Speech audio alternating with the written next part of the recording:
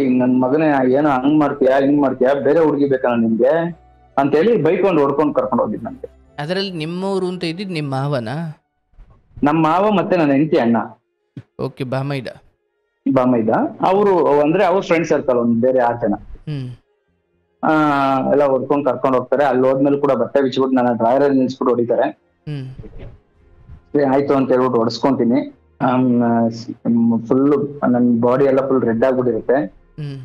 ಆಮೇಲೆ ಸರಿ ಅಂತ ಹೇಳಿ ಬಟ್ಟೆ ಕೊಡ್ತಾರೆ, ಒಂದ್ ಜೊತೆ ಹಾಕೊಂತೀನಿ. ಆಮೇಲೆ ನನ್ನ ಹೆಂಡತಿ ಅಲ್ಲಿಗೆ ಬರ್ತಾಳೆ, ಎಲ್ಲ ಬಂದ್ ಸೇರ್ಕೊಂತಾರೆ. ಅಲ್ಲಿಗೆ ಬಂದ್ಬಿಟ್ಟು ಆಮೇಲೆ ಇಲ್ಲಿ ಕರ್ಕೊಂಡ್ ಬರ್ತಾ ಪುನಃ ರಿಟರ್ನ್.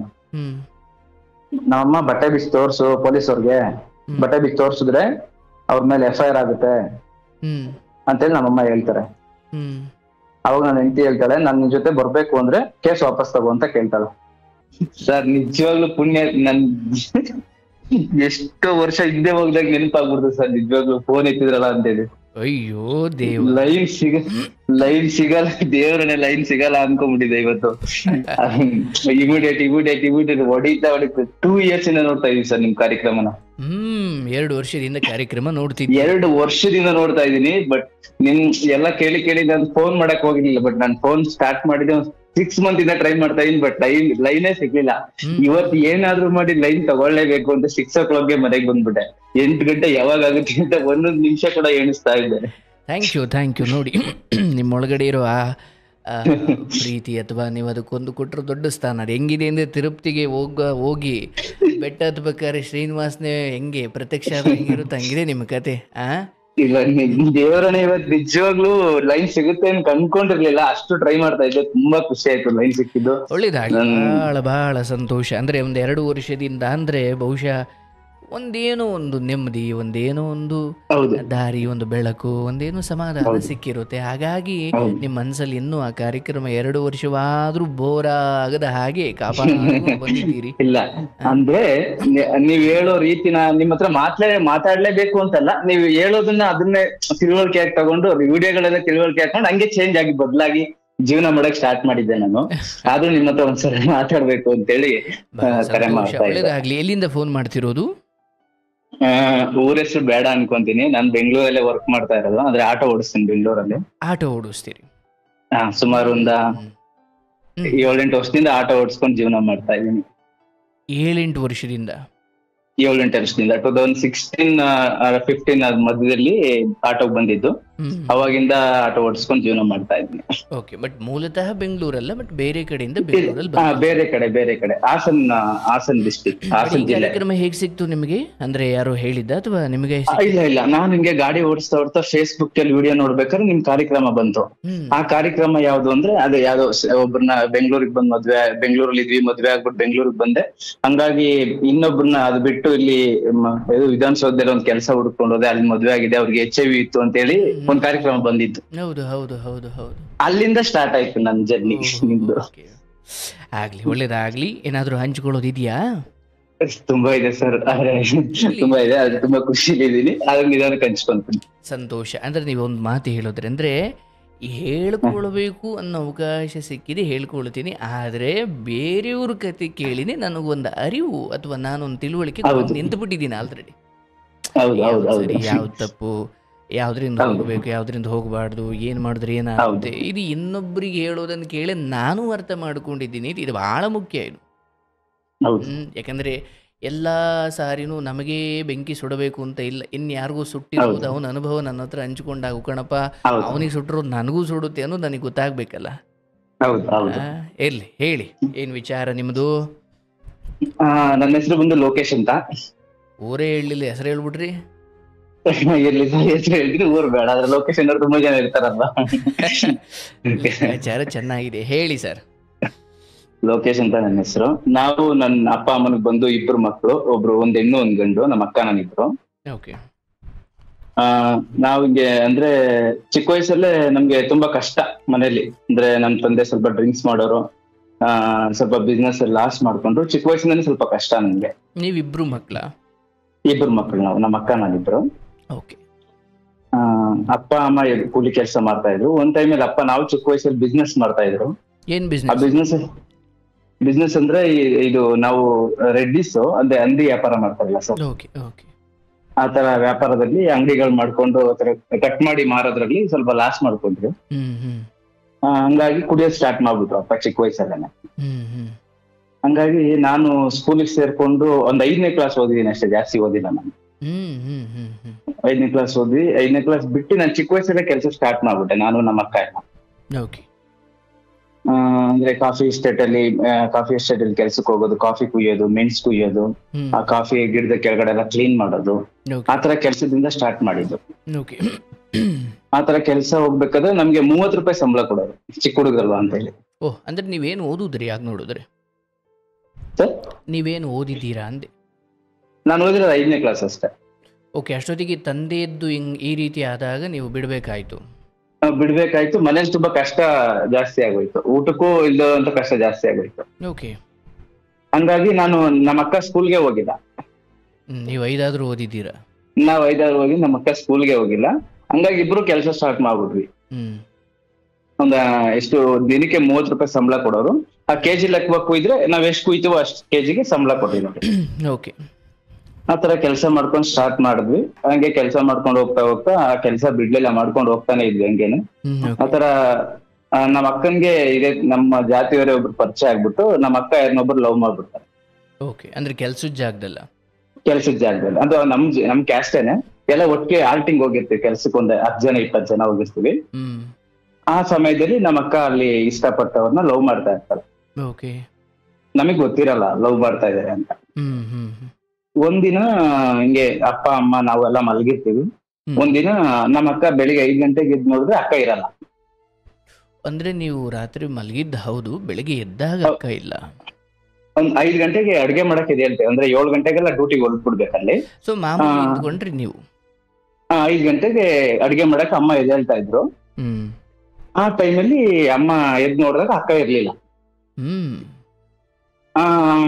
ಆ ಹುಡ್ಗ ಕೂಡ ಇರ್ಲಿಲ್ಲ, ಅಲ್ಲಿ ಲವ್ ಮಾಡ್ತಾ ಇದ್ರಲ್ಲ ಆ ಹುಡ್ಗ ಕೂಡ ಇರ್ಲಿಲ್ಲ.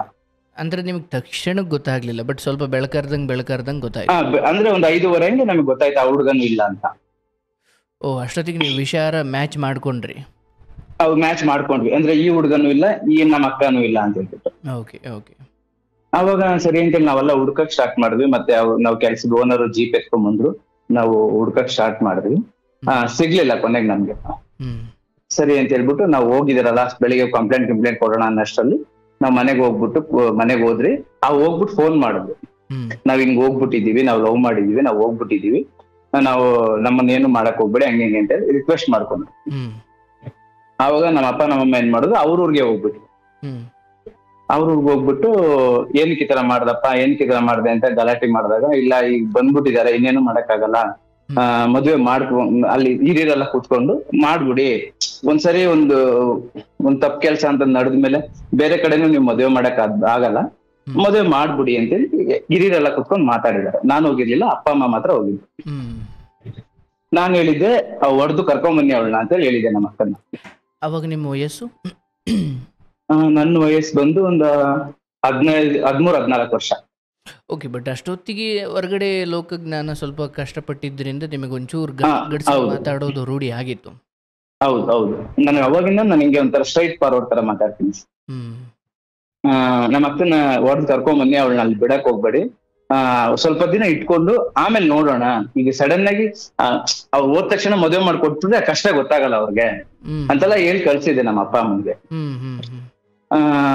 ಆವಾಗ ಅಪ್ಪ ಅಮ್ಮ ಹೋಗ್ಬಿಟ್ಟು ಏನ್ ಮಾಡಿದ್ರು, ಮದುವೆ ಮಾಡ್ಕೊಂಡೆ ಕರ್ಕೊಂಡ್ ಬಂದ್ಬಿಟ್ರು ದೇವಸ್ಥಾನದಲ್ಲಿ ತಾಲಿ ಹಾಕೊಂಡು ನಮ್ಮ ಮನೆಗೆ. ನೋಡ್ತೀನಿ ಮದುವೆ ಮಾಡ್ಕೊಂಡ್ ಕರ್ಕೊಂಬಂದೇರಿ, ಮದುವೆ ಮಾಡ್ಕೊಂಡ್ ಕರ್ಕೊಂಡ್ಬಂದ್ಮೇಲೆ ಏನ್ ಮಾಡಕ್ಕಾಗುತ್ತೆ, ಸರಿ ಆಯ್ತು ಚೆನ್ನಾಗಿರ್ತಾರಲ್ವಾ ಜೀವನದಲ್ಲಿ ಅಂತ ಹೇಳ್ಬಿಟ್ಟು ನಾನು ಸುಮ್ನೆ ಆಗ್ಬಿಟ್ವಿ ನಾವೆಲ್ಲ.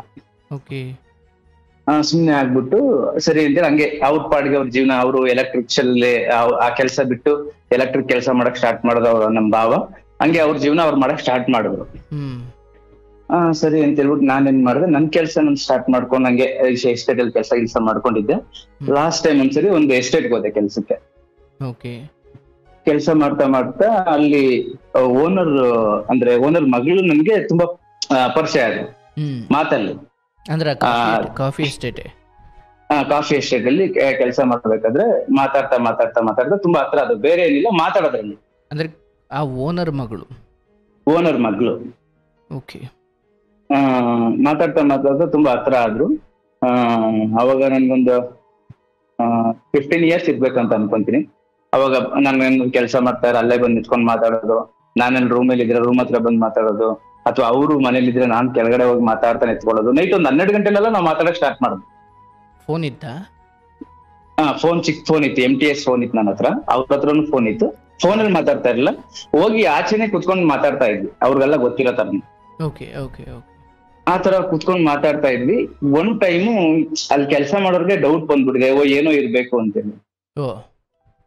ಆತರ ಕೆಲಸ ಅಲ್ಲಿ ಇರ್ಬೇಕು ಏನಂತೆ ಓನರ್ಗೆ ಹಾಕೊಟ್ಬಿಟ್ಟಿದ್ದಾರೆ, ಓನರ್ಗೆ ಹೇಳ್ಕೊಟ್ಬಿಟ್ಟಿದ್ದಾರೆ, ನಿಮ್ ಮಗಳು ಅವ್ನು ಮಾತಾಡ್ತಾ ಇರ್ತಾನೆ, ಏನೋ ಇರ್ಬೋದು, ರಾತ್ರಿ 12 ಗಂಟೆಗೆಲ್ಲ ಮಾತಾಡ್ತಾರೆ, ಏನಿರ್ಬೋದು. ಈ ಸುಮಾರು ಒಂದ್ 3 ತಿಂಗಳಿಂದ ಕೇಳದೆ ಇರೋದು, ಒಂದಿನ ಆತರ ಕೇಳಕ್ ಸ್ಟಾರ್ಟ್ ಮಾಡಿದ್ರು.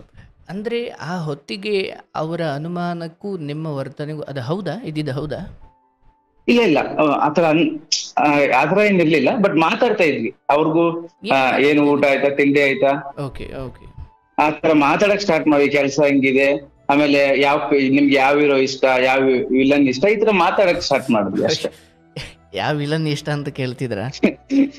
ಆತರ ಅಂದ್ರೆ ನಾನ್ ಅವ್ರನ್ನ ಕೇಳೋದು, ಅವ್ರ ನಮ್ಮನ್ನ ಕೇಳೋದ್ರ ಫ್ರೆಂಡ್ಲಿ ತರ. ಅವ್ರೇನಾದ್ರು ಮನೇಲಿ ಮಾಡಿದ್ರೆ ನನಗೆ ತಗೊಂಡ್ ಕೊಡೋರು. ಆ ಹುಡುಗಿ ಹೇಳಿರುವಾಗ ನಮ್ಮ ಅಪ್ಪ ವಿಲನ್, ನಮ್ಮ ಅಪ್ಪ ಆತರ ಮಾತಾಡಕ್ ಸ್ಟಾರ್ಟ್ ಮಾಡಿದ್ವಿ ಸರ್. ಸರಿ ಅಂತೇಳಿ ಒಂದಿನ ಅವ್ರ ಡೌಟ್ ಬಂತು. ಅದ್ ಬೆಳಿಗ್ಗೆ ಏನಾಯ್ತು ಅಂತ ಹೇಳಿದ್ರೆ, ಅವ್ರ ಓನರ್ ಬಂದು ನನ್ಗೆ ವಾರ್ನ್ ಮಾಡಿದ್ರು. ಅವ್ರಪ್ಪ ನೀನ್ ಇಲ್ಲಿ ಇರ್ಬಾರ್ದು, ಇದ್ರೆ ನೀನ್ ಶೂಟ್ ಮಾಡಿ ಬಿಸಾಕ್ತೀನಿ, ಹಂಗೆ ಹಿಂಗೆ ಅಂತ ಹೇಳಿ ಹೇಳಿದ್ರು. ಡೈರೆಕ್ಟ್ ಗನ್ನು ಶೂಟ್ ಆ ಕಡೆ ಸ್ವಲ್ಪ ಎಸ್ಟೇಟ್ಗಳೆಲ್ಲ ಗನ್ ಇರುತ್ತೆ ಅವ್ರ ಹತ್ರ, ಶೂಟ್ ಮಾಡಿ ಬಿಸಾಕ್ತೀನಿ ಅಂತ ಹೇಳ್ಬಿಟ್ಟು ನನ್ಗೆ ವಾರ್ನ್ ಮಾಡಿದ್ರು. ಸರಿ ಆಯ್ತು ಅಂತ ಹೇಳ್ಬಿಟ್ಟು ನಾನು ಮಾಡಿದೆ, ಅಲ್ಲಿಂದ ಹೊರಟ್ಬಿಟ್ಟು. ಅವಾಗ ನಮ್ಮ ಅಣ್ಣ ಒಬ್ರು ಇದಾರೆ, ಅವ್ರನ್ನ ಇವತ್ತಿಗೂ ನೆನ್ಸ್ಕೊಂತೀನಿ, ನಮ್ ದೊಡ್ಡಪ್ಪನ ಮಗ ಅವರು. ಅವ್ರಿಗೆ ಫೋನ್ ಮಾಡಿ ಕೇಳಿದೆ, ಇಲ್ಲಿ ಪರಿಸ್ಥಿತಿ ಚೆನ್ನಾಗಿಲ್ಲ, ನಾನ್ ನಿನ್ ಜೊತೆ ಬೆಂಗಳೂರಿಗೆ ಬರ್ಬಹುದಾ ಅಂತ. ಓಕೆ ಅಂತ ಹೇಳ್ಬಿಟ್ಟು, ಸರಿ ಆಯ್ತು ಬಾ ಕರ್ಕೊಂಡ್ ಹೋಗ್ತೀನಿ ಅಂತ ಹೇಳಿ ನಮ್ಮ ಅಣ್ಣ ಕರ್ದ ನನ್ನ. ನಾನ್ ಫೋನ್ ಮಾಡಿ ಕೇಳಿದಿಕ್ಕೆ ಆಮೇಲೆ ನಮ್ಮ ತಂದೆಯವರು ಹೇಳಿದ್ರು, ಬೆಂಗಳೂರು ಕರ್ಕೊಂಡ್ ಹೋಗೋಣ ಅಂತೇಳಿ. ಸರಿ ಆಯ್ತು ಅಂತ ಹೇಳಿ ನೋಡ್ಕೊಂಡ. ನಾನ್ ಸರಿ ಅಂತೇಳಿ ನಾನು ಊರಿಗೆ ಬಂದೆ, ನಮ್ಮ ಅಣ್ಣನ ಜೊತೆ ಬೆಂಗಳೂರಿಗೆ ಬರೋದಕ್ಕೆ ಬಂದೆ. ನಮ್ಮ ಅಣ್ಣ ನನ್ ಮೀಟ್ ಆದಿ ಊರಲ್ಲಿ. ಅವತ್ ರಾತ್ರಿ ಊರಲ್ಲೇ ಮಲ್ಕೊಂಡ್ವಿ. ಬೆಳಿಗ್ಗೆ ಎದ್ದು ಟ್ರೈನ್ ಬಂದ್ವಿ. ಸಂಜೆ ಟ್ರೈನಿಗೆ ಬಂದ್ವಿ, ಬೆಳಿಗ್ಗೆ ಬೆಂಗಳೂರಲ್ಲಿ ಇಳಿಬೇಕು. ಅಂದ್ರೆ ಆ ಹುಡುಗಿ ವಿಚಾರ ಅಲ್ಲಿ ಮುಗೀತು. ಅಂದ್ರೆ ನಾನು ಹೇಳ್ಬಿಟ್ಟು ಬಂದೆ, ನೋಡು ನೀನ್ ನನ್ಗೋಸ್ಕರ ವೇಟ್ ಮಾಡಿದ್ರೆ, ಅಂದ್ರೆ ಅಲ್ಲಿ ನಮ್ಗೆ ಸ್ವಲ್ಪ ಪ್ರೀತಿ ಅನ್ನೋದು ಸ್ಟಾರ್ಟ್ ಆಗಿತ್ತು ಅಂತ ಅನ್ಸುತ್ತೆ. ಹಿಂಗೆ ಮಾತಾಡ್ತಾ ಇರು, ನಾನು ಹೋಗ್ಬಿಟ್ಟು ನಿನ್ ಕಾಲ್ ಮಾಡ್ತೀನಿ ಅಂತ ಹೇಳ್ಬಿಟ್ಟು ನಾನು ಹೇಳ್ಬಿಟ್ಟು ಬಂದ್ಬಿಟ್ಟೆ. ನಾನು ಹುಡುಗಿಗೆ ಹೇಳಕ್ ಸಿಕ್ಕವರು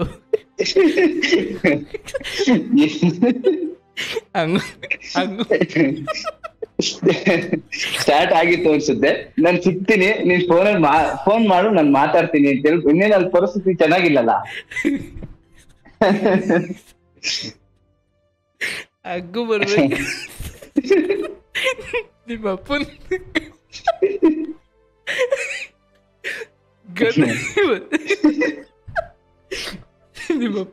ಭಯ ಪಟ್ಕೊಂಡು 5 ಗಂಟೆ ರಾತ್ರಿಗೆ ಹೊಡ್ ಬಂದ್ಬಿಟ್ಟಿದೆ ನಾನು. ಹಂಗು ಬರ್ಬೇಕಾದ್ರೆ ನಿಮ್ಮ ಅಪ್ಪಂಗ ಲೈಸೆನ್ಸ್ ಕ್ಯಾನ್ಸಲ್ ಮಾಡಿ ಅವಾಗ ಬರ್ತೀನಿ.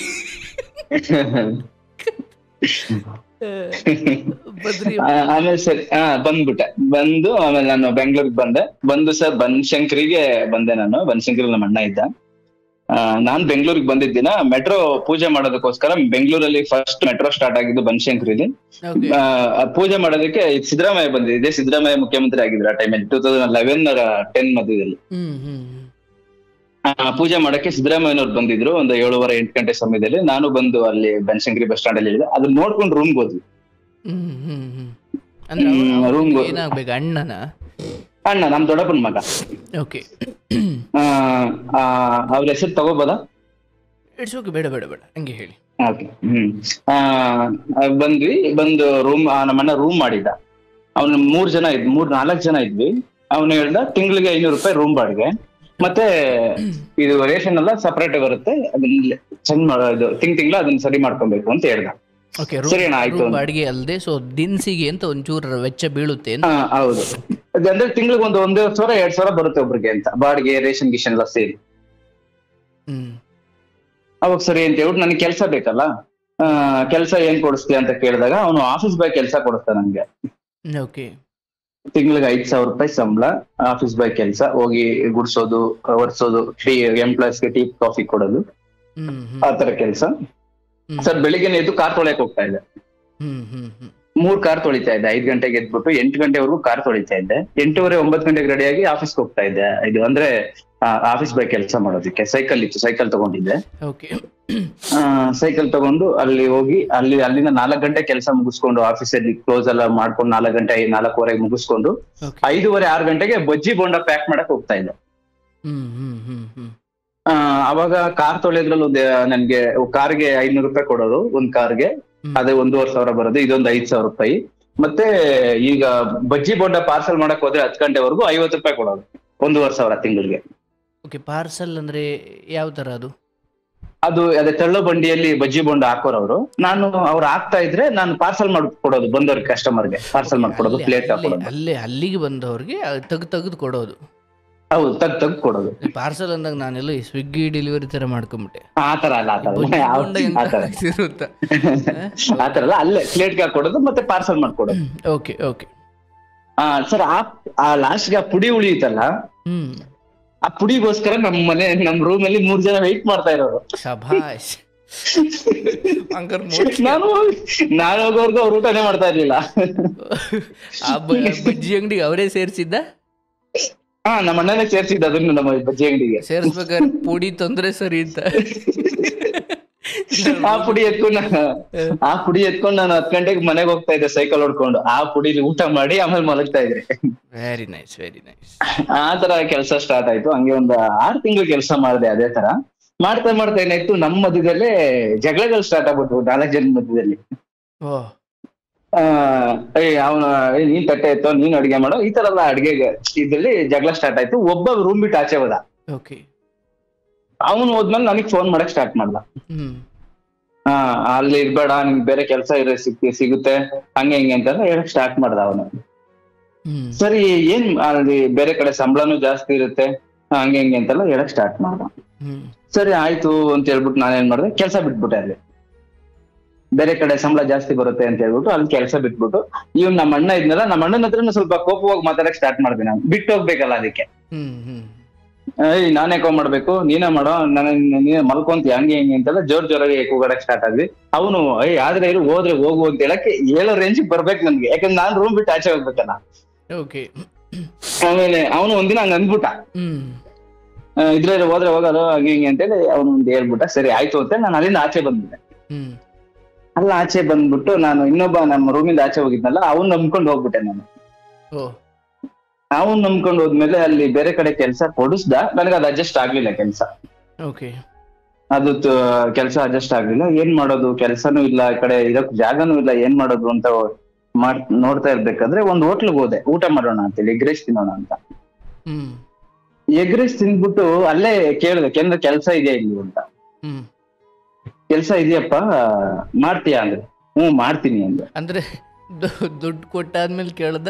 ದುಡ್ಡು ಕೊಟ್ಟಾದ್ಮೇಲೆ ಕೇಳಿದೆ. ಅವಾಗ ಕೇಳಿದ್ರಿ ಎಗ್ ರೈಸ್ ತಿಂದ್ಬಿಟ್ಟು ಊಟ ಇದು ಕೆಲ್ಸ ಇದೆಯಾ ಅಂತ ಕೇಳಿದಾಗ ಕೆಲ್ಸ ಇದೆ, ಮಾಡ್ತೀಯಾ ಅಂತ ಕೇಳಿದ್ರು. ಹೌದು ಮಾಡ್ತೀನಿ. ಸರಿ ಆಯ್ತು, ಇವತ್ತು ಇಲ್ಲೇ ಇರು, ನಾಳೆ ಬಂದು ಕೆಲಸ ಹೇಳ್ತೀನಿ ಅಂದ್ರು. ಸರಿ ಊಟ ಮಾಡಿ ಹಂಗೆ ಸ್ವಲ್ಪ ಹೊತ್ತು ಅಲ್ಲೇ ಹೋಟ್ಲಲ್ಲೇ ಅದು ಇದು ಕ್ಲೀನ್ ಮಾಡ್ಕೊಂಡೆಲ್ಲ ಇದ್ದು, ನಾಳೆ ಬೆಳಿಗ್ಗೆ ಕೆಲಸ ಮಾಡಕ್ಕೆ ಕೇಳಿದೆ, ಏನ್ ಕೆಲಸ ಮಾಡೋದು ಅಂತ. ಅವ್ರು ಹೇಳಿದ್ರು, ಮಧ್ಯಾಹ್ನ 11 ಗಂಟೆವರೆಗೂ ವೆಜಿಟೇಬಲ್ಸ್ ಎಲ್ಲ ಕಟ್ ಮಾಡೋದಿರುತ್ತೆ, ಮಧ್ಯಾಹ್ನ 11 ಗಂಟೆ ಮೇಲೆ ಪ್ಲೇಟ್ ತೊಳಿಬೇಕು ಅಂತ. ಸರಿ ಅಂತ ಒಪ್ಕೊಂಡಿನಿ. ಅದ್ ಬಿಟ್ರೆ ಗತಿ ಇಲ್ಲ ನನ್ಗೆ. ಇದು ಬರಕ್ಕಿಂತ ಮುಂಚೆ ನಾನು 6 ತಿಂಗಳು ಕೆಲಸ ಮಾಡಿದ್ನಲ್ಲ ಸರ್ ಕಂಪ್ನಿಯಲ್ಲಿ. ಅಲ್ಲಿ ನನ್ಗೊಂದು 3-4 ತಿಂಗಳು ಕೆಲಸ ಮಾಡಿದಾಗ ನನ್ಗೆ 15,000 ಅಮೌಂಟ್ ಸಿಕ್ತು. ನನ್ ಲೈಫ್ ಅಲ್ಲಿ ಅದೇ ನನ್ ದೊಡ್ಡ ಅಮೌಂಟ್, 15,000.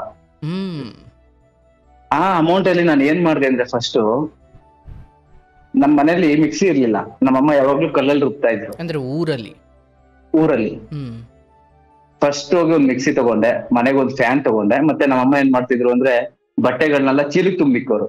ನಮ್ ಬಟ್ಟೆ ಕೊಡಕ್ ಜಾಗ ಇದ್ರು, ಚೀಲಿಗೆ ತುಂಬಿಡೋರು. ಒಂದ್ ಬೀರು ತಗೊಂಡೆ ಸರ್. ನನ್ ಫಸ್ಟ್ ಸಂಬಳದಲ್ಲಿ ಅದನ್ನ ತಗೊಂಡ ಮನೆಗೆ ಕೊಟ್ಟ ತಕ್ಷಣ ನಮ್ಮ ಮನೇಲಿ ಫುಲ್ ಖುಷಿ ಆಗ್ಬಿಟ್ರು. ಅದ್ ಕೊಟ್ಬಿಟ್ಟು ನಾನು ಪುನಃ ಬೆಂಗಳೂರಿಗೆ ಬಂದಿದ್ದು. ನೋಡಿ ಆ ಹಣ ಬಂದಾಗ ಆ ಊರಲ್ಲಿರೋ ಕೊರತೆಗಳು ನೆನಪಾಗಿವಲ್ಲ, ಅದು ಅದ್ಭುತ. ಹೌದು ಹೌದು. ಆಮೇಲೆ ಅಲ್ಲಿ ಬಿಟ್ಟು ಅದ್ ಕೊಟ್ಬಿಟ್ಟು ಸೀದಾ ಬೆಂಗಳೂರಿಗೆ ಬಂದೆ. ಆಮೇಲೆ ಜಗಳ ಆಗಿ ನಾವು ದೂರ ಆದ್ವಿ. ಆಮೇಲೆ ಸರಿ ಆಯ್ತು ಅಂತ ಊಟ ಮಾಡಿ ಕೆಲಸ ಕೇಳಿದಾಗ ಆ ಕೆಲಸ ಕೊಟ್ರು. ಅದೇ ಬೆಳಿಗ್ಗೆಯಿಂದ ವೆಜಿಟೇಬಲ್ ಕಟ್ ಮಾಡ್ಬೇಕು, ಮಧ್ಯಾಹ್ನ ಮೇಲೆ ಪ್ಲೇಟ್ ತೊಳಿಬೇಕು ಅಂದ್ರು. ಸರಿ ಆಯ್ತು. ಸಂಬಳ ಎಷ್ಟು ಅಂತ ಕೇಳಿದ್ರೆ ಈಗ ಸಂಬಳ ಹೇಳಲ್ಲ, ನಿನ್ ಕೆಲಸ ನೋಡ್ಬಿಟ್ಟು ಹೇಳ್ತೀವಿ ಅಂತ. ಸರಿ ಆಯ್ತು ಅಂತ ಹೇಳ್ಬಿಟ್ಟು, ಇನ್ನು ಮಲ್ಗದ್ ಜಾಗ ಸಿಗುತ್ತೆ, ಊಟ ಸಿಗುತ್ತಲ್ಲ ಸರ್ 3 ಹೊತ್ತು ಹೋಟ್ಲಲ್ಲೇ ಅಂತ ಹೇಳ್ಬಿಟ್ಟು ನಾನು ಸರಿ ಅಂತ ಒಪ್ಕೊಂಡೆ. ಒಪ್ಕೊಂಡಾಗ ಇಲ್ಲ ಸರ್, ಅಂದ್ರೆ ಊಟ ಸ್ಟಾರ್ಟ್ ಆಗೋದೇ ಅಲ್ಲಿ, ಮಧ್ಯಾಹ್ನ ಊಟ ಸ್ಟಾರ್ಟ್ ಆಗೋದು ಮುದ್ದೆ, ರೈಸು, ಚಪಾತಿ ಅಲ್ಲ. ಆತರ ಏನಾದ್ರು ಒಂದಿನ ಮುದ್ದೆ, ಒಂದ್ ಟೈಮ್ ಚಪಾತಿ, ಒಂದಿನ ರೈಸ್, ಈ ತರ ತಿಂತಾ ಇದ್ದೆ. ಸರಿ ಅಂತ ಹೇಳ್ಬಿಟ್ಟು ಅಲ್ಲೇ ಕೆಲಸ ಸೇರ್ಕೊಂಡಾಯ್ತು. 1 ತಿಂಗಳು ಕೆಲಸ ಮಾಡಿ ಅಣ್ಣ ಸಂಬಳ ಕೊಡಿ, 1 ತಿಂಗಳಾಯ್ತು ಅಂತ ಕೇಳಿದಾಗ 3,000 ಕೊಟ್ಟು. 3,000 ಕೊಟ್ರು. ಏನಕ್ಕೆ 3,000 ಕೊಟ್ವಿ? ನಿಮ್ಗೆ 3 ಹೊತ್ತು ಊಟ ಕೊಟ್ಬಿಟ್ಟು ಇಲ್ಲಿ ಬಲ್ಕೊಳ್ಳೋ ಜಾಗ ಇದೆ, 3,000 ಕೊಟ್ರೆ ನಿಮ್ 3,000ಗಿಂತ ಯಾರೋ ಜಾಸ್ತಿ ಕೊಡ್ತಾರೆ ನಿಮ್ಗೆ ಅಂತ ಕೇಳಿದ್ರು. ಸರಿ ಆಯ್ತು, ಓಕೆ ಇರ್ಲಿ ಅಂತ ಹೇಳ್ಬಿಟ್ಟು, ಇನ್ನು ಊಟ ತಿಂಡಿ ಸಿಗುತ್ತೆ ಅಂತ ಹೇಳ್ಬಿಟ್ಟು ನಾನು ಏನ್ ಮಾಡಿದೆ, ಅಣ್ಣ ಪ್ಲೇಟ್ ತೊಳೆಯಲ್ಲ, ನನ್ ಕಾಲೆಲ್ಲ ಗಾಯ ಆಗ್ಬಿಟ್ಟಿದೆ ನೀರ್ ಬಿದ್ದು, ಈಗ ಹೆಲ್ಪರ್ ಕೆಲಸ ಮಾಡ್ತೀನಿ ಅಣ್ಣ, ಇದು ಕುಕಿಂಗ್ ಅವ್ರ ಹತ್ರ ಹೆಲ್ಪರ್ ಕೆಲಸ ಮಾಡ್ತೀನಿ ಅಂತ ಹೇಳಿದೆ. ಸರಿ ಆಯ್ತು. ಒಂದ್ ಲೇಡೀಸ್ ಬರ್ತಾರೆ, ಅವ್ರು ಪಾತ್ರೆ ತೊಳ್ಕೊಂತಾರೆ. ಸರಿ ನೀನ್ ಭಟ್ರ ಜೊತೆ ಸೇರ್ಕೊಂಡು ಅವ್ರಿಗೆ ಏನ್ ಕೇಳ್ತಾರೋ ಅದು ಹೆಲ್ಪ್ ಮಾಡ್ಕೊಡು, ಈ ತಿಂಗಳಲ್ಲಿ ನಿಂಗೆ 5,000 ಸಂಬಳ ಕೊಡ್ತೀನಿ ಅಂದ್ರು.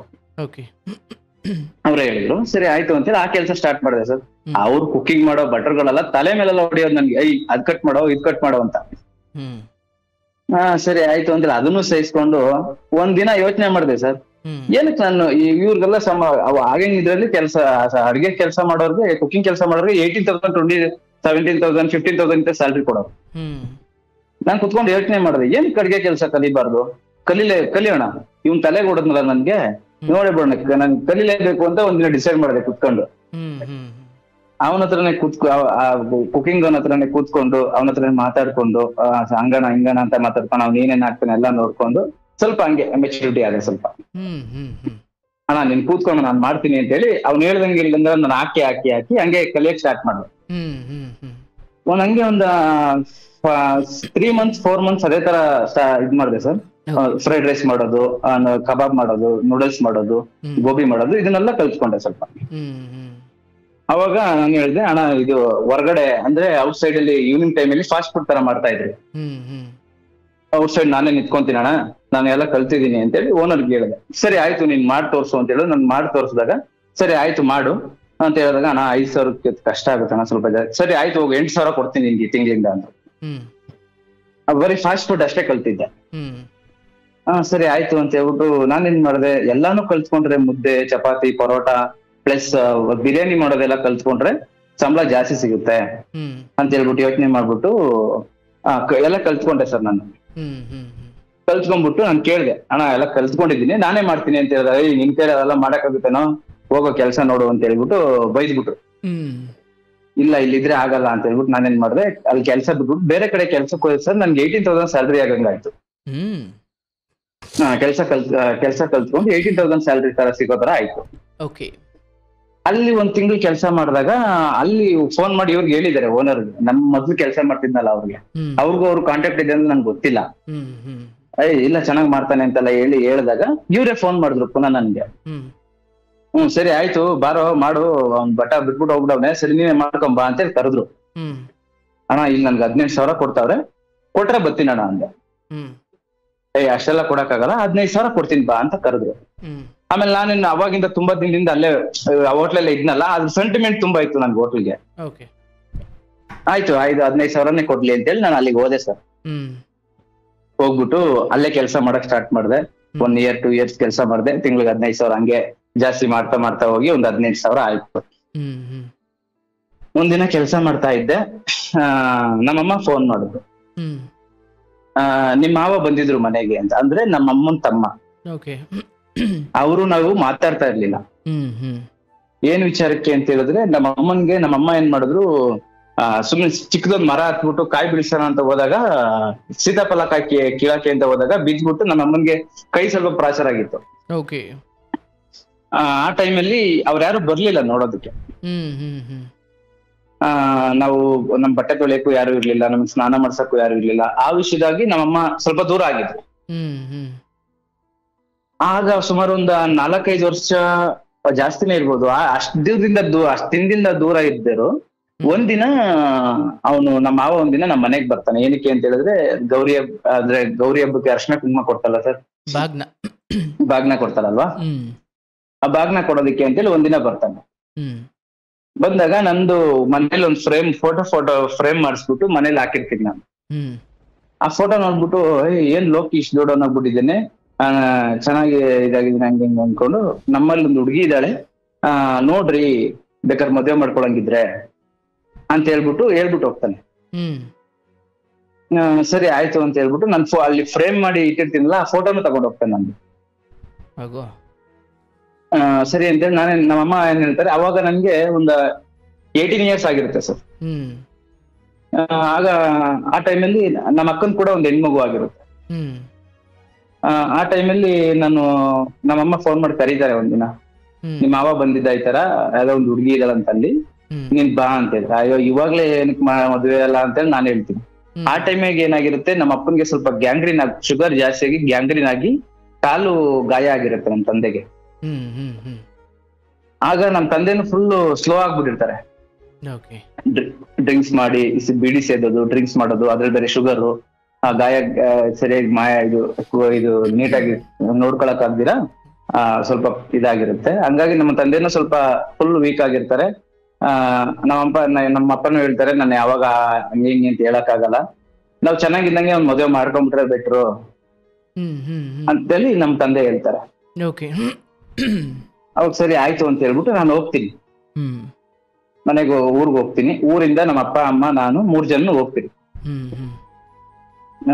ಅವ್ರ ಮನೆಗೆ ಹೋಗ್ತೀವಿ ಅವ್ರ ಊರ್ಗೆ. ಅವ್ರ ಊರ್ಗ್ ಹೋದಾಗ ಅವರು ಹುಡ್ಗಿನ ತೋರಿಸ್ತಾರೆ. ಹುಡ್ಗಿ ಬಂದು 2nd PUC ಓದ್ತಾ ಇರುತ್ತೆ. ನಾನ್ ನೋಡಿದ್ರೆ 5ನೇ ಕ್ಲಾಸ್ ಓದಿದ್ದೀನಿ. ನಾನ್ ನೋಡಿದ್ರೆ ಹೋಟ್ಲಲ್ಲಿ ಕೆಲಸ ಮಾಡ್ತೀನಿ, ಆ ಹುಡ್ಗಿ ಓದ್ತಾ ಇದೆ. ಏನಪ್ಪ ಕತೆ ಇದು ಅಂತ ಹೇಳ್ಬಿಟ್ಟು ನಾನು ಓಪನ್ ಆಗಿ ಹೇಳ್ತೀನಿ ಹುಡ್ಗಿ ಹತ್ರ, ನೋಡಿ ನಾನು ಓದಿರೋದು ಇಷ್ಟು, ನಾನು ಹೋಟ್ಲಲ್ಲಿ ಕೆಲಸ ಮಾಡ್ತಾ ಇರೋದು, ನನ್ಗೆ ಸಂಬಳ ಇಷ್ಟು ಬರುತ್ತೆ, ಮುಂದೆ ಹೆಂಗಾಗಿರೋದು ಗೊತ್ತಿಲ್ಲ, ಇವಾಗ ಹಿಂಗಿದೆ, ಮತ್ತೆ ನಾನೊಂದ್ ಮನೆ ಕಟ್ಬೇಕು, ನಮ್ ತಾತ ಅವ್ರು ಕೊಟ್ಟಿರೋ ಮನೆ, ಹಳೆ ಮನೆ ಅದು, ನಾನೊಂದ್ ಮನೆ ಕಟ್ಬೇಕು, ಮನೆ ಕಟ್ಟಿದ್ಮೇಲೆ ಮದ್ವೆ ಆಗೋದು ಅಂತ ಹೇಳ್ತೀನಿ. ಸರಿ ಆಯ್ತು, ಅಲ್ಲಿವರೆಗೂ ಬೇಕಾದ್ರೆ ನಾನು ಓದ್ತಾ ಇರ್ತೀನಿ, ನೀವ್ ಮಾಡಾದ್ಮೇಲೆ ಬೇಕಾದ್ರೆ ಮನೆಗಿನೇ ಕಟ್ಟಾದ್ಮೇಲೆ ಮದುವೆ ಮಾಡ್ಕೊಳ್ಳೋಣ ಅಂತ ಹುಡ್ಗಿನೂ ಹೇಳ್ತಾರೆ. ಅಲ್ಲಿಗೆ ಸರಿ ಅಂತ ಮಾತಾಡ್ಕೊಂಡ್ ಬರ್ತೀವಿ. ಮಾತಾಡ್ಕೊಂಡ್ ಬಂದ್ಮೇಲೆ ನಮ್ದು ಫೋನಲ್ಲಿ ಸ್ಟಾರ್ಟ್ ಆಗುತ್ತೆ. ನಾನು ಹೋಟ್ಲಲ್ಲಿ ಇರ್ಬೇಕಾದ್ರೆ ಫೋನ್ ಮಾಡ್ತಾ ಇರ್ತೀನಿ, ಅವರು ಕಾಲೇಜ್ ಮುಗಿಸ್ಕೊಂಡ್ ಬಂದಾಗ ಫೋನ್ ಮಾಡ್ತಾ ಇರ್ತಾರೆ, ಕಾಲೇಜ್ ಹೋಗ್ಬೇಕಾದ್ರೆ ಫೋನ್ ಮಾಡ್ತಾ ಇರ್ತಾರೆ. ಅಂದ್ರೆ ಈ ವಿಷಯದಲ್ಲಿ ಸ್ವಲ್ಪ ನಮ್ಮ ಮಾವ ಅದನ್ನ ಸ್ವಲ್ಪ ದ್ವೇಷ ಇಟ್ಕೊಂಡಿರ್ತಾನೆ ನನ್ನ ಮೇಲೆ. ಏನ್ ದ್ವೇಷ ಅಂತ ಹೇಳಿದ್ರೆ, ಇವ್ರು ತೋರ್ಸಿದ್ರಲ್ಲ ಅವ್ರು, ಏನ್ ದ್ವೇಷ ಅಂತ ಹೇಳಿದ್ರೆ, ಇವನು ನಮ್ಮ ತಾತ ಅವ್ರ ಊರ್ ಇದೆಯಲ್ಲ, ನಮ್ಮಮ್ಮನ್ ತವ್ರೂರ್ ಇದೆಯಲ್ಲ, ಅಲ್ಲೇ ಇರ್ತಾನೆ ಮದುವೆ ಮಾಡ್ಕೊಂಡು. ನಮ್ಮ ಮಾವನು ಕೂಡ ಒಂದ್ ಟೈಮಲ್ಲಿ ನಮ್ ತಾತಾಜಿಗೆಲ್ಲ ಹೊಡೆದ್ಬಿಟ್ಟಿರ್ತಾರ, ಅವ್ರು ಜಗಳ ಮಾಡ್ಕೊಂಡಿರ್ತಾರೆ. ಆ ಟೈಮಲ್ಲಿ ನಮ್ಮಮ್ಮ ಹೋಗ್ಬಿಟ್ಟು, ನಮ್ಮಮ್ಮ ಒಂಥರ ಹುಡ್ಗುನ್ ತರ ಅವಾಗಿಂದಾನು, ಯಾಕೋ ನಮ್ಮ ಅಪ್ಪ ಅಮ್ಮನ್ ಹೊಡೆದಿದ್ಯಾ ಅಂತ ಹೇಳ್ಬಿಟ್ಟು ನಮ್ಮಮ್ಮ ಹೋಗಿ ರ್ಯಾಶ್ ಆಗಿ ಮಾತಾಡಿ ಅವರು ಜಗಳ ಮಾಡಿದಕ್ಕೆ ಅವ್ರ ಊರ್ ಬಿಟ್ಟು ಹೋಗ್ಬಿಟ್ಟಿರ್ತಾರೆ. ಅಲ್ಲಿ ಹೋಗಿದ್ದು ಅವ್ನು ಬೇರೆ ಊರಿಗೆ ಹೋಗಿ ಸೆಟ್ಲ್ ಆಗಿರ್ತಾನೆ, ಅವಾಗಿಂದ ಊರಿಗೆ ಬಂದಿರಲ್ಲ ಅವ್ರು. ಹಂಗಾಗಿ ಇವಳಿಂದಾನೇ ನಾನು ಊರ್ ಬಿಡೋ ತರ ಆಯ್ತು ಅಂತ ಹೇಳ್ಬಿಟ್ಟು ಅವ್ರು ಸ್ವಲ್ಪ ದ್ವೇಷ ಇಟ್ಕೊಂಡಿರ್ತಾರೆ. ನಮಗ್ ಗೊತ್ತಿರಲ್ಲ, ಇದನ್ನೆಲ್ಲ ಮರ್ತ್ಬಿಟ್ಟಿರ್ತೀನಿ, ಇವೆಲ್ಲ ಮರ್ತ್ಬಿಟ್ಟಿದ್ದಾರೆ ಅಂತ ನಾವ್ ಅನ್ಕೊಂಡಿರ್ತೀವಿ. ಇವಾಗಾದ್ರೂ ಚೆನ್ನಾಗಿರೋಣ, ಆಯ್ತು ಕುಟುಂಬದವರು ಕಷ್ಟ ಸುಖ ಅಂದ್ರೆ ಬೇಕು ಅಂತೆಲ್ಲ ಓಕೆ ಅಂತೇಳಿ ಅನ್ಕೊಂತೀವಿ. ಸರಿ ಅಂತ ಹೇಳ್ಬಿಟ್ಟು ನಾನು ಹೋಗಿ ನೋಡ್ಕೊಂಡ್ ಬರ್ತೀನಿ. ಅವಾಗ ಫೋನ್ ಎಲ್ಲ ಸ್ಟಾರ್ಟ್ ಆಗುತ್ತೆ. ಅವರು ನಾವೆಲ್ಲ ಮಾತಾಡ್ತಾನೆ ಇರ್ತೀವಿ. ಅವಾಗ ಸರಿ ಆಯ್ತು ಅಂತೇಳಿ ಮದುವೆ ಫಿಕ್ಸ್ ಮಾಡ್ತಾರೆ ಸರ್. ಅಂದ್ರೆ ಹೋಗಿ ನೋಡ್ಕೊಂಡ್ ಬಂದಿದ್ದೊಂದು 6 month 8 monthಗೆಲ್ಲ ಮದುವೆ ಫಿಕ್ಸ್ ಮಾಡ್ತಾರೆ, ಡೇಟ್ ಹಾಕಿಸ್ತಾರೆ, ಮದುವೆ ಮಾಡ್ಕೊಂತೀವಿ. ಮದುವೆ ಎಲ್ಲ ರೆಡಿ ಮಾಡ್ಕೊಂತಾರೆ. ನಮ್ ತಂದೆ ಆ ಟೈಮಲ್ಲಿ ನನ್ ಮದುವೆಗೆ ಆ ಟೈಮಲ್ಲಿ ಎಷ್ಟು ಖರ್ಚಾಗಿರ್ಬೋದಪ್ಪ ಅಂದ್ರೆ ಒಂದು 1 ಲಕ್ಷ ರೂಪಾಯಿ ಒಳಗಡೆ ಖರ್ಚಾಗಿರ್ಬೋದೇನೋ. ಅಷ್ಟು ಸಿಂಪಲ್ ಆಗಿ ಮದುವೆ ಮಾಡ್ಕೊಂಡಿದ್ದು, ಮನೆ ಮುಂದೆನೆ ಮದುವೆ ಮಾಡ್ಕೊಟ್ರು. ನಾವು ಸ್ವಲ್ಪ ಸಿಂಪಲ್ ಆಗಿ ಮದುವೆ ಮಾಡ್ಕೊಂಡ್ವಿ. ಸರಿ ಅಂತ ಹೇಳ್ಬಿಟ್ಟು ಮದುವೆ ಆಯ್ತು. ಮದುವೆ ಆದ್ಮೇಲೆ ನಾವು ಊರಿಗೆ ಬರ್ತೀವಿ, ನಮ್ಮೂರಿಗೆ ಹುಡ್ಗಿನ್ ಕರ್ಕೊಂಡು ಬರ್ತೀವಿ. ಸರಿ ಆಯ್ತು ಅಂತ ಹೋಗಿ ಬಂದು ಚೆನ್ನಾಗೇ ಇರ್ತೀವಿ.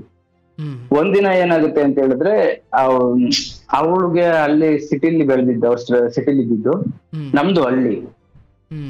ಒಂದಿನ ಏನಾಗುತ್ತೆ, ಏನ್ ಬೇಜಾರಾಯ್ತೇನೋ ಗೊತ್ತಿಲ್ಲ, ನಾನೇನ್ ಮಾಡ್ತೀನಿ, ಇಲ್ಲ ನನ್ ಕೆಲ್ಸಕ್ಕೆ ಹೋಗಿ ಬರ್ತೀನಿ, ಮನೇಲಿರು ಅಂತ ಹೇಳ್ಬಿಟ್ಟು ನಾನು ಹೋಗಿರ್ತೀನಿ.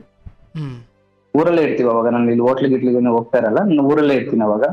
ಊರಲ್ಲೇ ನಾನು ಕೆಲ್ಸಕ್ಕೆ ಹೋಗಿ ಅವಾಗ ಇದು ಆಲೂಗೆಡ್ಡೆ ಲೋಡು ಅದು ಇದು ಏನಾದ್ರು ಒಂದ್ ಕೆಲ್ಸಕ್ಕೆ ಹೋಗ್ತಾ ಇರ್ತೀನಿ, ಕೂತ್ಕೊಂಡಿರಲ್ಲ. ಕೆಲ್ಸಕ್ಕೆ ಹೋಗಿ ಬರ್ತೀನಿ, ನೀನ್ ಮನೇಲಿ ಇರು ಅಂತ ಹೇಳ್ಬಿಟ್ಟು ಹೋಗಿರ್ತೀನಿ. ಬರೋ ಅಷ್ಟರಲ್ಲಿ ನಮ್ಮಮ್ಮನೂ ಅವಳಿಬ್ರು ಜಗಳ ಮಾಡ್ಕೊಂಡ್ಬಿಟ್ಟಿರ್ತಾರೆ.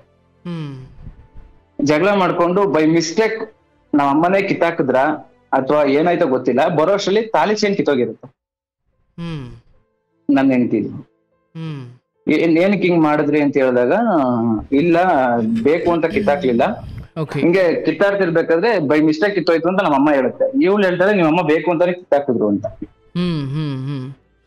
ಸರಿ ಅಂತ ಅಲ್ಲಿಂದ ಜಗಳಗಳು ಸ್ಟಾರ್ಟ್ ಆಗ್ಬಿಡುತ್ತೆ ಸರ್, ಡೈಲಿ ಜಗಳ. ಅದು ನಾನೇನ್ ಮಾಡ್ತೀನಿ, ನಾನೇನ್ ಯೋಚನೆ ಮಾಡ್ತೀನಿ ಆ ಟೈಮಲ್ಲಿ, ಇವ್ ಹುಡುಗಿ ನನ್ ನಂಬ್ಕೊಂಡ್ ಬಂದಿದ್ದಾಳೆ, ಇವಾಗ ಇವಳು ಯಾರು ಇಲ್ಲ ಇಲ್ಲಿ, ಬಿಟ್ಬಿಟ್ರೆ ಏನ್ ಕತೆ ಅಂತ ಹೇಳ್ಬಿಟ್ಟು ಅವಳ ಪರವಾಗಿ ನಿಂತ್ಕೊಂತೀನಿ ನಾನು. ಹುಡುಗಿ ನನ್ನ ಹೆಂಡತಿಗೆ ಕಡೆ ನಿಂತ್ಕೊಂತೀನಿ ನಾನು. ನಮ್ಮ ಅಪ್ಪ ಅಮ್ಮನ್ಗೆ ಬೈಕೊಂಡು ಅವ್ರನ್ನೇ ಎದುರಿಸ್ಕೊಂಡು ನನ್ನ ಹೆಂಡತಿ ಪರವಾಗಿ ನಿಂತ್ಕೊಂತೀನಿ. ಆಯ್ತು ನೀವ್ ಮನೇಲಿ ಇರ್ಬೇಡಿ, ನೀವೆಲ್ಲರ ಇದ್ಬಿಡಿ ಅಂದ್ಬಿಡ್ತಾರೆ. ಹಾಗೇನ್ ಮಾಡ್ತೀನಿ, ಹಿಂದ್ಗಡೆ ಒಂದು ಮನೆ ಹಿಂದ್ಗಡೆನೆ ಒಂದ್ ಸ್ವಲ್ಪ ಚಿಕ್ಕದಾಗಿ ಗುಡಿಸ್ಲು ಹಾಕೊಂಡು ಗುಡಿಸ್ಲಲ್ಲಿ ಇರ್ತೀನಿ. ಗುಡಿಸ್ಲಲ್ಲಿ ಇರ್ತೀನಿ ಸುಮಾರು ಒಂದ್ 2 ತಿಂಗಳು 1 ತಿಂಗಳಷ್ಟು ಗುಡಿಸ್ಲಲ್ಲಿ ಇರ್ತೀನಿ. ಅವಾಗ ಯೋಚನೆ ಮಾಡಿದಾಗ ಅಂದ್ರೆ ಗುಡಿಸ್ಲಲ್ಲಿ ಇದ್ರು ಕೂಡ ಜಗಳನೆ. ನಮ್ಮಮ್ಮ ಹೋಗ್ತಾ ಬರ್ತಾ ಇಲ್ಲ, ಬೈತಾ ಇರೋದು. ಏನಕ್ಕೆ ಅಂತ ಹೇಳಿದಾಗ ಏನಕ್ಕೆ ಹಂಗ್ ಮಾಡ್ತಿರೋ ಗೊತ್ತಿಲ್ಲ, ಸರಿ ಹೋಗ್ತಾ ಬರ್ತಾ ಇರಲ್ಲ, ಬೈತಾನೆ ಇರೋರು. ಸರಿ ಆಯ್ತು ಅಂತೇಳಿ ಅಲ್ಲಿಂದ ಏನ್ ಮಾಡ್ತೀನಿ ನಾನು, ಅವ್ರ ಊರಲ್ಲೇ ಇರೋಣ ಎಲ್ಲಾರು ಬಾಡಿಗೆ ಮನೆ ಮಾಡ್ಕೊಂಡು ಅಂತೇಳಿ ಅವ್ರ ಊರ್ಗೆ ಹೋಗ್ಬಿಡ್ತೀವಿ. ನನ್ನ ಹೆಂಡತಿಯವ್ರ ಊರ್ಗೆ ಹೋಗ್ಬಿಡ್ತೀವಿ. ಅಲ್ಲಿ ಹೋಗ್ಬಿಟ್ಟು ಅಲ್ಲಿ ನನ್ನ ಹೆಂಡತಿಯವ್ರ ಮನೇಲೆ ಇದ್ಕೊಂಡು ಕೆಲ್ಸಗಳು ಸ್ಟಾರ್ಟ್ ಮಾಡ್ತೀನಿ. ಅಂದ್ರೆ ಶುಂಠಿ ಕೆಲ್ಸಕ್ಕೆ ಹೋಗೋದು, ಆಲೂಗೆಡ್ಡೆ ಲೋಡ್ಗೆ ಹೋಗೋದು, ಆತರ ಕೆಲಸ ಮಾಡ್ಕೊಂಡು ಅವ್ರ ಮನೇಲಿ ಇರ್ತೀನಿ. ಅವಾಗ ಅವ್ರು ಹೇಳ್ತಾರೆ, ಅಲ್ಲಿ ಅಕ್ಕಪಕ್ಕದಲ್ಲಿ ಇರೋರೆಲ್ಲ ನಮ್ಮ ಅಂದ್ರೆ ಊರವರೆಲ್ಲ ಹುಡುಗರೆಲ್ಲ ಹೇಳ್ಬೇಕು, ಕೆಲ್ಸಕ್ಕೆ ಹೋಗ್ಬೇಕಾರೆ ಏನು ಅತ್ತೆ ಮನೇಲೆ ಬಂದ್ ಸೆಟ್ಲ್ ಆಗ್ಬಿಡ್ತೀನೋ, ಏನ್ ಮರ್ಯಾದಿನೋ ಅದಲ್ಲ ಅಂತೆಲ್ಲ ಹೇಳೋದು. ಏನಕ್ಕಪ್ಪ ಈ ತರ ಅನ್ಸ್ಕೋಬೇಕು ಅಂತೇಳಿ ಅಲ್ಲೇ ಒಂದ್ ಬಾಡಿಗೆ ಮನೆ ಮಾಡ್ತೀನಿ ಸರ್. 3,000 ಮನೆ ಬಾಡಿಗೆ. 3,000 ಮನೆ ಬಾಡಿಗೆ ನೋಡ್ಬಿಟ್ಟು ಮನೆ ಬಾಡಿಗೆ ಮನೆ ಮಾಡ್ಕೊಂತೀನಿ. ಅಲ್ಲಿ ಬಾಡಿಗೆ ಮನೆ ಮಾಡ್ಕೊಂಡು ಅಲ್ಲಿ ಸ್ಟಾರ್ಟ್ ಮಾಡ್ತೀನಿ. ಸರಿ ಆಯ್ತು ಅಂತ ಮನೆಗೆ ಏನ್ ಬೇಕೋ ಅದೆಲ್ಲ ಟಿವಿ ಆಗಿರ್ಬೋದು, ಇನ್ನೊಂದಾಗಿರ್ಬೋದು ಎಲ್ಲ ತಂದಿರ್ತೀನಿ ಮನೆಗೆ. ಕೆಲಸ ಮಾಡ್ಬಿಟ್ಟೆ ಅಲ್ಲಿ ಕೆಲಸ ಮಾಡ್ತಾ ಇರ್ತೀನಿ. ಇವ್ರು ನನ್ನ ಹೆಂಡತಿ ಏನ್ ಕೆಲ್ಸಕ್ಕೆ ಹೋಗ್ತಾ ಇರಲ್ಲ. ನಿಮ್ಮ ಅಮ್ಮ ಅಪ್ಪ ಇವರಿಬ್ರೇ ಇದ್ದಾರೆ ಇಲ್ಲಿ ಊರಲ್ಲಿ? ಅಮ್ಮ ಅಪ್ಪ ಇಬ್ಬರೇ ಇರ್ತಾರೆ. ಅಂದ್ರೆ ಅಲ್ಲಿ ಟಿವಿ ಎಲ್ಲ ಇತ್ತಾ? ಊರಲ್ಲಿ ಕೂಡ ಇತ್ತು. ಓಕೆ, ಇಲ್ಲಿ ನೀವು ಇಲ್ಲಿದೇನು ತಗೊಂಡೋಗ್ಲಿಲ್ಲ, ಅಲ್ಲಿ ಹೊಸದಾಗಿ ತಗೊಂಡಿದ್ ನಾವು. ಓಕೆ, ಇಲ್ಲಿ ನೀವು ಹೆಂಡತಿ ನೀವು ಸಪರೇಟ್ ಇದ್ರಿ? ಸಪರೇಟ್ ಹೋಗ್ಬಿಟ್ವಿ. ಮುಂದೇನಾಯ್ತು? ಆದ್ರೆ ಅವ್ರ ಊರಿಗೆ ಹೋಗ್ಬಿಟ್ವಿ, ಸಿಟಿಗೆ. ಓಕೆ, ಗೊತ್ತಾಯ್ತು. ಅಲ್ಲಿ ಹೋಗಿ 3,000 ರೂಪಾಯಿ ಮನೆ ಬಾಡಿಗೆ ಆತರ ನೋಡ್ಕೊಂಡು ಮಾಡ್ಕೊಂಡಿದ್ವಿ. ಒಂದಿನ ಏನಾಯ್ತು, ಒಂದ್ಸಲ ಮಾಲೆ ಹಾಕೊಂಡೆ ನಾನು. ಏನ್ ಮಾಲೆ? ಅಯ್ಯಪ್ಪ ಸ್ವಾಮಿಗೆ ಮಾಲೆ ಹಾಕೊಂಡೆ. 48 ದಿನ ವ್ರತ ಮಾಡೋಣ ಅಂತೇಳಿ ಮಾಲೆ ಹಾಕೊಂಡೆ. ಆ ಟೈಮಲ್ಲಿ ಮಾಲೆ ಹಾಕೊಂಡಾಗ ಕೆಲ್ಸಕ್ಕೇನು ಹೋಗ್ತಾ ಇರ್ಲಿಲ್ಲ. ಸ್ವಲ್ಪ ಈ ಸಂಘದಲ್ಲೆಲ್ಲ ನಮ್ಮ ವೈಫ್ ಏನ್ ಮಾಡಿದ್ರು, ಈ ಸಂಘದಲ್ಲಿ ಧರ್ಮಸ್ಥಳ ಸಂಘ ಅದು ಇದು ಅಂತ ಸಂಘ ಇದೆಯಲ್ಲ, ಆ ಸಂಘದಲ್ಲೆಲ್ಲ ಕಾಸು ಎತ್ಕೊಂಡ್ಬಿಟ್ಟಿದ್ರು.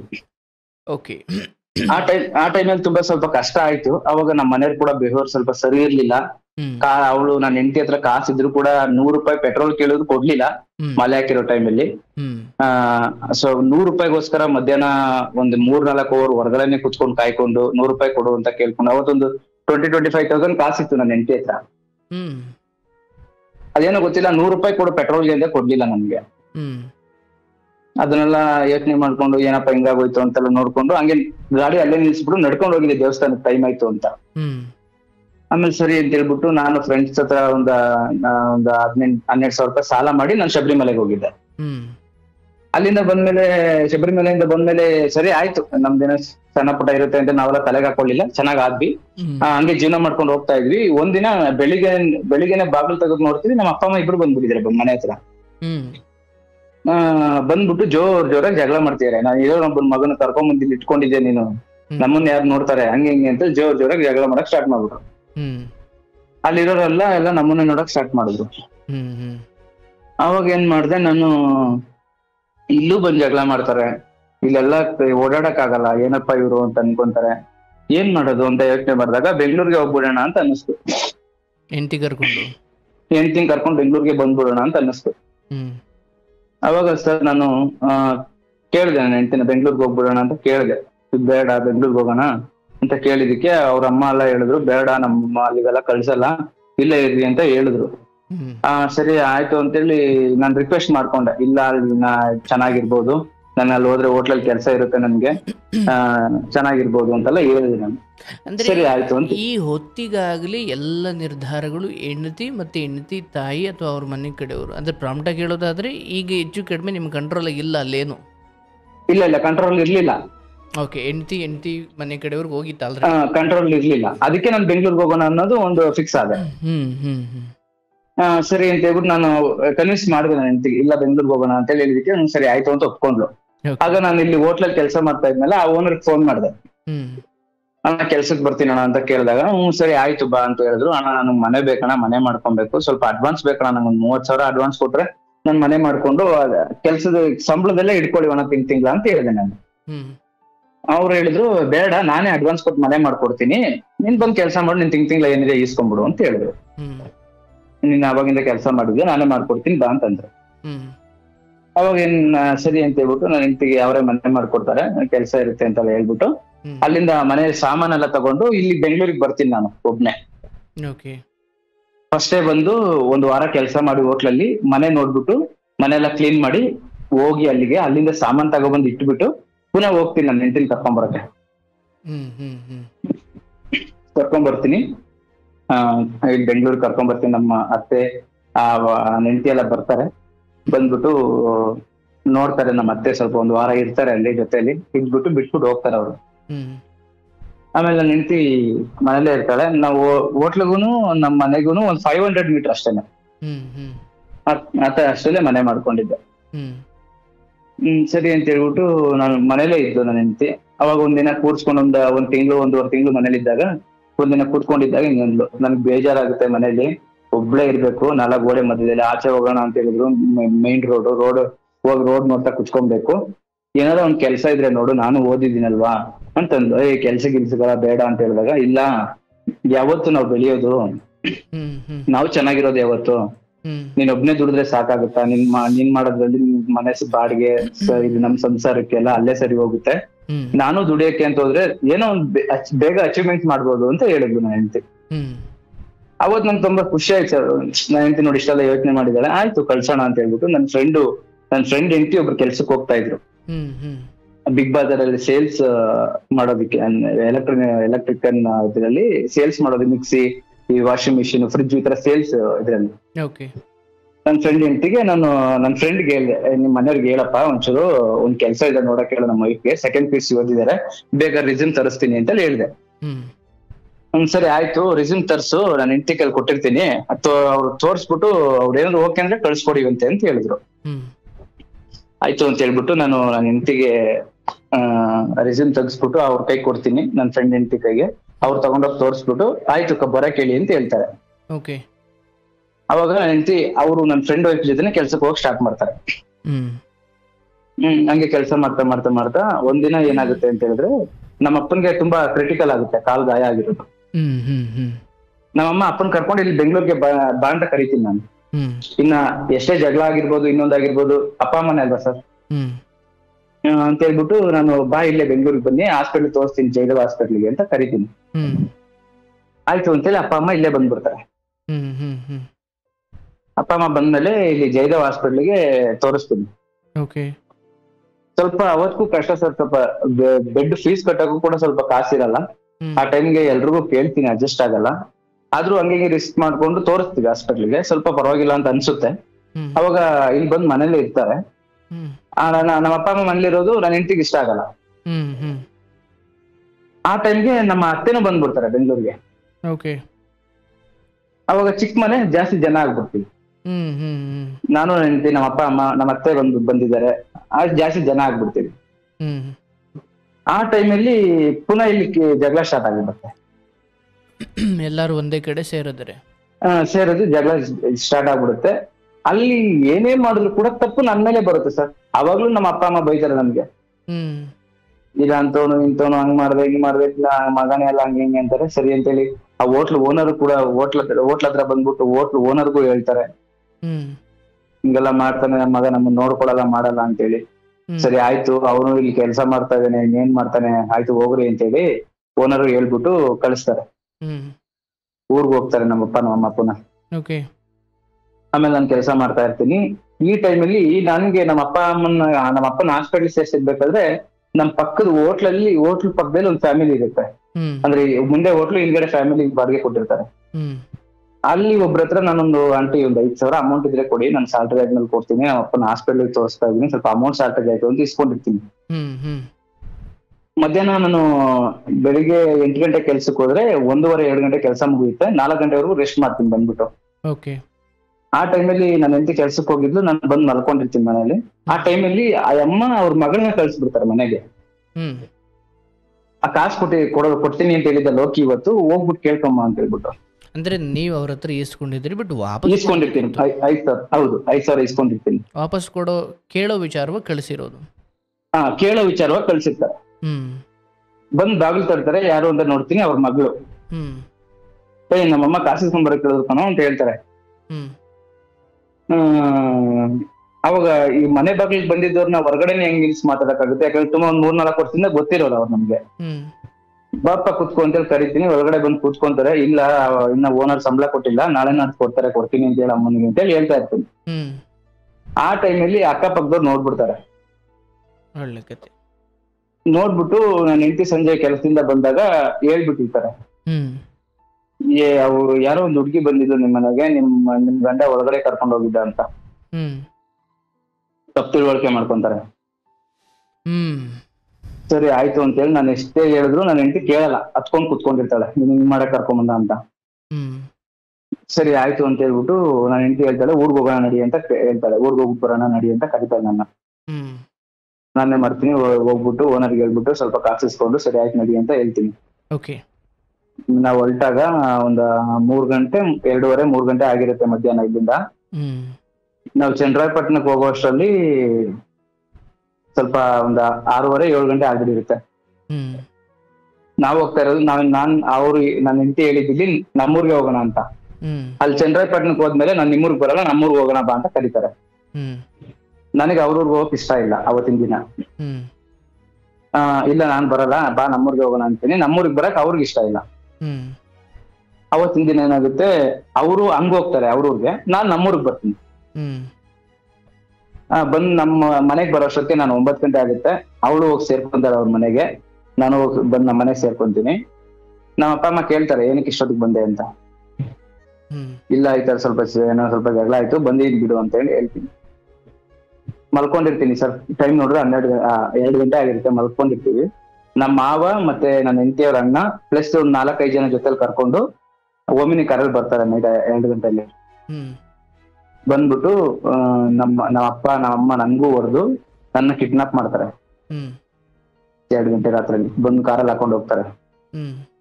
ತುಂಬಾ ಹೊಡಿತಾರೆ ಕಾರಲ್ಲಿ ಹೋಗ್ಬೇಕಾದ್ರು ಕೂಡ. ಮತ್ತೆ ಅಲ್ಲಿ ಅವ್ರ ಊರ್ಗೂ ಕರ್ಕೊಂಡು ಹೊಡಿತಾರೆ ನನ್ನ. ಅಂದ್ರೆ ಅವಾಗ ಯಾರು ಎದ್ದಿರ್ಲಿಲ್ಲ? 2 ಗಂಟೆ ರಾತ್ರಿ ಅಂದ್ರೆ ಆ ಟೈಮಲ್ಲಿ ಯಾರು ಎದ್ದಿರ್ಲಿಲ್ಲ. ಎದ್ದು ಎಲ್ಲ ಬರೋ ಅಷ್ಟರಲ್ಲೇ ನನ್ನ ಕಾರಲ್ಲಿ ಹಾಕೊಂಡ್ಬಿಟ್ರು. ಸುಮಾರು ಒಂದು 7-8 ಜನ ಬಂದಿದ್ರು. ಕಾರಲ್ಲಿ ಹಾಕೊಂಡ್ಬಿಟ್ಟು ಕಾರ್ ಬಿಟ್ಕೊಂಡು ಹೋಗ್ತಾನೆ ಇದ್ರು. ಹೋಗ್ಬೇಕಾದ್ರು ಕೂಡ ತುಂಬಾ ಹೊಡೆದ್ರು ಕಾರಲ್ಲಿ. ಮತ್ತೆ ಅಲ್ಲಿಗೆ ಹೋದ್ಮೇಲೂ ಕೂಡ ತುಂಬಾ ಬಟ್ಟೆ ಬಿಚ್ಚಿ ಹೊಡೆದ್ರು ನನ್ಗೆ. ಏನಕ್ಕೆ ನಾನು ಈ ತರ ತಪ್ಪು ಮಾಡಿದೀನಿ ಅಂತ. ಅಂದ್ರೆ ನಿಮ್ ಹೆಂಡತಿ ಅಲ್ಲಿ ಹೋಗಿ ಹೇಳಿದ್ದರ ಪರಿಣಾಮ ಇದು ಅಂತ? ಹೌದು, ಹೇಳಿದ ಪರಿಣಾಮ ಇದು. ತುಂಬಾ ಹೊಡಿತಾರೆ. ಆಮೇಲೆ ಸರಿ ಆಯ್ತು ಅಂತ ಹೇಳ್ಬಿಟ್ಟು ನಮ್ಮ ಅಪ್ಪ ಅಮ್ಮ ಇಲ್ಲಿ ಕಿಡ್ನಾಪ್ ಮಾಡ್ಕೊಂಡು ಹೋಗಿದ್ರೆ ಅಂತ ಕಂಪ್ಲೇಂಟ್ ಕೊಟ್ಟಿರ್ತಾರೆ. ಅಂದ್ರೆ ಅಷ್ಟೊತ್ತಿನಾಗ್ಲೇ ಕೊಟ್ಟಿದ್ದ? ಬೆಳಿಗ್ಗೆ ಕೊಟ್ಟಿದ್ದ? ಬೆಳಿಗ್ಗೆ ಕೊಟ್ಟಿದ್ದು. ಅಷ್ಟೊತ್ತಲ್ಲೆಲ್ಲ ಅವ್ರಿಗೆ ಗೊತ್ತಿರಲ್ಲ ಅವಾಗ ಕೊಡೋದಿಕ್ಕೆ. ಅವಾಗ ವಯಸ್ಸಲ್ಲ ಇಲ್ಲ ಅಂತ ಅನ್ಕೊಂತೀನಿ, ಅಷ್ಟು ಗೊತ್ತಿರ್ಲಿಲ್ಲ ನಮ್ಗೂನು. ಬೆಳಿಗ್ಗೆ ಹೋಗಿ ಕೊಟ್ಟಿರ್ತಾರೆ ಕಂಪ್ಲೇಂಟ್ ನ.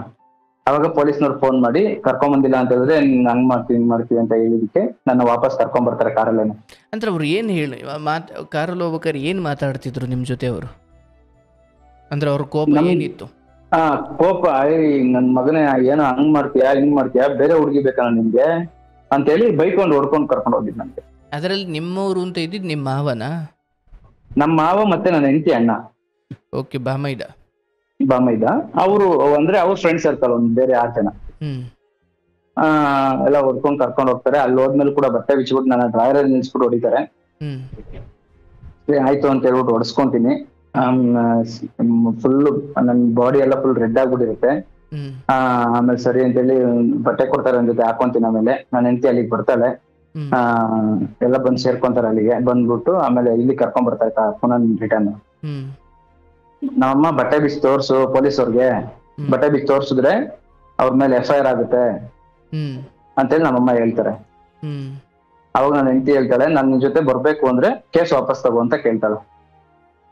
ಬಟ್ ಈ ಹೊಡೆದಿದ್ದು ಅಥವಾ ಹೊಡೆಯೋ ಜಾಗದಲ್ಲಿ ಇದು ಹೆಂಡತಿ ಗೊತ್ತಿಲ್ಲದೆ ಏನಾಗಿಲ್ಲ? ಅವಳಿಗೆ ಗೊತ್ತಿಲ್ಲದೆ ಆಗಿಲ್ಲ, ಬಟ್ ನನ್ನೆಲ್ಲ ಹೊಡೆದ್ಮೇಲೆ ಅಲ್ಲಿಗೆ ಬಂದ್ಲು ಅವಳು. ನನ್ನ ಬೇರೆ ಕಡೆ ಎಲ್ಲ ಹೊಡ್ಕೊಂಡು ಕರ್ಕೊಂಡು ಹೋದ್ಮೇಲೆ ಅಲ್ಲಿಗೆ ಬಂದಿದ್ದು, ಸ್ಪಾಟಿಗೆ ಬಂದಿದ್ದೆ ಅವಳು. ಓಕೆ, ಬಟ್ ಇಷ್ಟು ಏನಕ್ಕೆ ಹೊಡೆದಿದ್ದೀರಾ ಅಂತಾನು ಕೇಳಿಲ್ಲ. ಓಕೆ, ಅಂದ್ರೆ ಏನ್ ತೊಂದರೆ ಇಲ್ಲ ಅನ್ನೋ ಅರ್ಥದಲ್ಲಿ ಇತ್ತಾ? ಏನ್ ಪರವಾಗಿಲ್ಲ ಅನ್ನೋ ಅರ್ಥದಲ್ಲೇ ಇದ್ರ ಅವರು ಅಂದೆ. ಹೌದೌದೌದು, ಪರವಾಗಿಲ್ಲ ಅನ್ನೋದೇ ಅರ್ಥದಲ್ಲೇ ಇದ್ರು. ಹ್ಮ್ ಏನು ಕೊಡದ್ರಿ ಅಂತಾನು ಏನಕ್ಕೂ ಕೇಳಲಿಲ್ಲ. ಹ್ಮ್ ಅಲ್ಲಿಗೆಲ್ಲ ಆಗಿ ನಮ್ಮ ಮಾವ ಒಬ್ನೇ ಕೇಳಿದ್ದು ಸರ್, ನನ್ನ ಹೆಂಡತಿಯವರಪ್ಪ ಅವರೇ ಕೇಳಿದ್ದು. ನನ್ನ ನಳಿನ್ಗೆ ಏನಾರ ಪ್ರಾಬ್ಲಮ್ ಆದ್ರೆ, ಅವ್ರ ಬುದ್ಧಿ ಕಲ್ತಿಲ್ಲ ಅಂದ್ರೆ ಬುದ್ಧಿ ಕಲ್ಸಕ್ ನಾವ್ ಇದ್ದೀವಿ, ಕಲ್ತಿಲ್ಲ ಅಂದ್ರೆ ಅವ್ರ ಏನೋ ಮಾಡ್ಕೊಂತಾರೆ, ನೀನ್ ಹೆಂಗೋ ಹೊಡೆದೆ ನನ್ನ ನಳಿನ್ಗೆ ಅಂತೇಳಿ ಒಂದೇ ಮಾತು ಕೇಳಿದ್ರು. ಯಾರು ಅದು ಹೆಣ್ಣು ಕೊಡಿಸಿದ್ರಲ್ಲ ಅವರು? ಇಲ್ಲ ಹೆಂಗ್ ಕೊಟ್ಟಿದಾರಲ್ಲ ನನ್ನ ಹೆಂಡತಿಯವರಪ್ಪ. ಅಲ್ಲ, ಹೊಡೆದಿದ್ದೆ ಅವರಲ್ವಾ? ಇಲ್ಲ, ಹೊಡೆದಿದ್ ನಮ್ಮ ಅಮ್ಮ ಅವ್ರ ತಮ್ಮ. ಅಂದ್ರೆ ಹುಡುಗಿಗೂ ಚಿಕ್ಕಪ್ಪ ಆಗ್ಬೇಕು ಅವರು. Okay okay okay okay okay. ಹುಡುಗಿಗೂ ಚಿಕ್ಕಪ್ಪ ಆಗ್ಬೇಕು, ನನ್ಗೆ ಮಾವ ಸಂಬಂಧನೇ ಇದುವಾ? ಹೌದೌದು, ನಮ್ಮ ಅಮ್ಮನ ಕಡೆ ಸಂಬಂಧನೇ. ಅಂದ್ರೆ ಇಲ್ಲಿ ಹುಡುಗಿರ ಅಣ್ಣ ಅಂದ್ರಲ್ಲ, ಅದಕ್ಕೆ ಕೇಳಿದೆ. ಇಲ್ಲ ಈಗ ಹೆಂಗೆ ಅಂತ ಹೇಳಿದ್ರೆ, ನಮ್ಮಮ್ಮನ ತಮ್ಮ ಇವ್ರು ನನಗ್ ಮಾವ ಆಗ್ಬೇಕು, ಅವಳಿಗೆ ಏನಾಗ್ಬೇಕು ಅಂದ್ರೆ ಅವ್ರು ಚಿಕ್ಕಮ್ಮನೆ ಮದ್ವೆ ಆಗಿರೋದು, ನನ್ನ ಅತ್ತೆ ಅವ್ರ ತಂಗಿನ. ಹಂಗಂದ್ರೆ ನಿಮ್ಮನ್ನು ಕರ್ಕೊಂಡು ಎಳ್ಕೊಂಡು ಕಿಡ್ನಾಪ್ ಮಾಡಿದ್ ನಿಮ್ಮ ಹೆಂಡತಿಯ ಅಪ್ಪ ಅಲ್ಲ, ಹೆಂಡತಿಯ ದೊಡ್ಡಪ್ಪನೂ ಚಿಕ್ಕಪ್ಪನು? ಚಿಕ್ಕಪ್ಪ ನಮ್ಮ ಅಮ್ಮನಿಗೆ ತಮ್ಮ. ಗೊತ್ತಾಯ್ತು. ಆತರ ಹೊಡೆಯಕ್ ಸ್ಟಾರ್ಟ್ ಮಾಡಿದ್ರು. ನಮ್ಮ ಮಾವ ಅಂತ ಕೇಳಿದ್ರು. ಸರಿ ಅಂತೇಳಿ ಅಲ್ಲಿಗೆ ಆಯ್ತು. ಇಲ್ಲಿ ಕರ್ಕೊಂಬಂದ್ರು ಪೊಲೀಸ್ ಸ್ಟೇಷನ್ ಹತ್ರ, ನಮ್ಮೂರಿಗೆ ಕರ್ಕೊಂಬಂದ್ರು. ಪುನಃ ನಮ್ಮಮ್ಮ ಶರ್ಟ್ ಬಿಚ್ಚಿ ತೋರ್ಸು ಅಂದ್ರೆ ನಾನು ತೋರಿಸ್ಲಿಲ್ಲ. FIR ಆಗುತ್ತೆ ತೋರ್ಸು ಅಂತ ಕೇಳಿದಕ್ಕೆ ನಾನ್ ತೋರಿಸ್ಲಿಲ್ಲ. ಇವಳು ನನ್ನ ಹೆಂಡತಿ ಹೇಳಿದ್ಲು, ಕೇಸ್ ವಾಪಸ್ ತಗೊಂಡ್ರೆ ಬರ್ತೀನಿ, ಇಲ್ದಿದ್ರೆ ನೀನ್ ಹಿಂಗೆಲ್ಲ ಮಾಡಂಗಿದ್ರೆ ನಾನ್ ಬರಲ್ಲ ಅಂತ ಹೇಳಿದ್ಲು. ಅವತ್ತೇನೋ ಸರ್ ಹುಚ್ಚು ಪ್ರೀತಿ ಅವಳ ಮೇಲೆ. ಶರ್ಟ್ ಬಿಚ್ಚಿ ತೋರಿಸ್ಲಿಲ್ಲ, ನಾನು ಕೇಸ್ ವಾಪಸ್ ತಗೊಂತೀನಿ ಅಂತಾನೆ ಹೇಳಿದೆ. ನಮ್ದು ಏನೋ ಮಾಡ್ಕೊಂಡಿದ್ವಿ, ಸರಿ ಹೋಗ್ತೀವಿ ಅಂತಾನೆ ಹೇಳ್ಬಿಟ್ಟು ಪೊಲೀಸರ ಹತ್ರ ಕೇಸ್ ವಾಪಸ್ ತಗೊಂಡಿದೀನಿ. ಬರ್ತೀನಿ ಅಂದ್ರೆ ನನ್ನ ಜೊತೆ ಬರ್ಲಿಲ್ಲ ಸರ್, ಕಾರ್ ಹತ್ಕೊಂಡು ಹೋಗ್ತಾನೆ ಇದ್ಲು. ಬರ್ತೀನಿ ನಿನ್ ಜೊತೆ ಕೇಸ್ ವಾಪಸ್ ತಗೋ ಅಂತ ಹೇಳಿದ್ಲು. ಸರಿ ಆಯ್ತು ಅಂತ ನಾನು ಕೇಸ್ ವಾಪಸ್ ತಗೊಂಡು, ಅದು ಅವ್ರಿಗೊಂದು ಮುಚ್ಚಳಿಕೆ ಮಾಡ್ಕೊಟ್ರು, ನಮ್ಗೊಂದು ಮುಚ್ಚಳಿಕೆ ಮಾಡ್ಕೊಟ್ರು. ಆಚೆ ಬಂದ್ಮೇಲೆ ಕಾರ್ ಹತ್ಕೊಂಡು ಹೋಗ್ತಾನೆ ಇದ್ವಿ.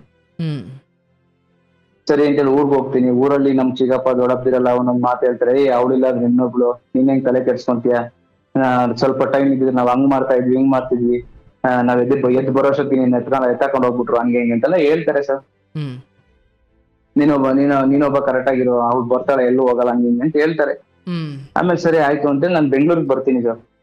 ಪುನಃ ಮನೆಯೆಲ್ಲ ಇಲ್ಲೇ ಇತ್ತಲ್ಲ ಬೆಂಗ್ಳೂರಲ್ಲೇ, ಪುನಃ ಬೆಂಗ್ಳೂರಿಗೆ ಬರ್ತೀನಿ. ಬಂದು ಕೆಲಸ ಸ್ಟಾರ್ಟ್ ಮಾಡ್ತೀನಿ ಹೋಟ್ಲಲ್ಲಿ.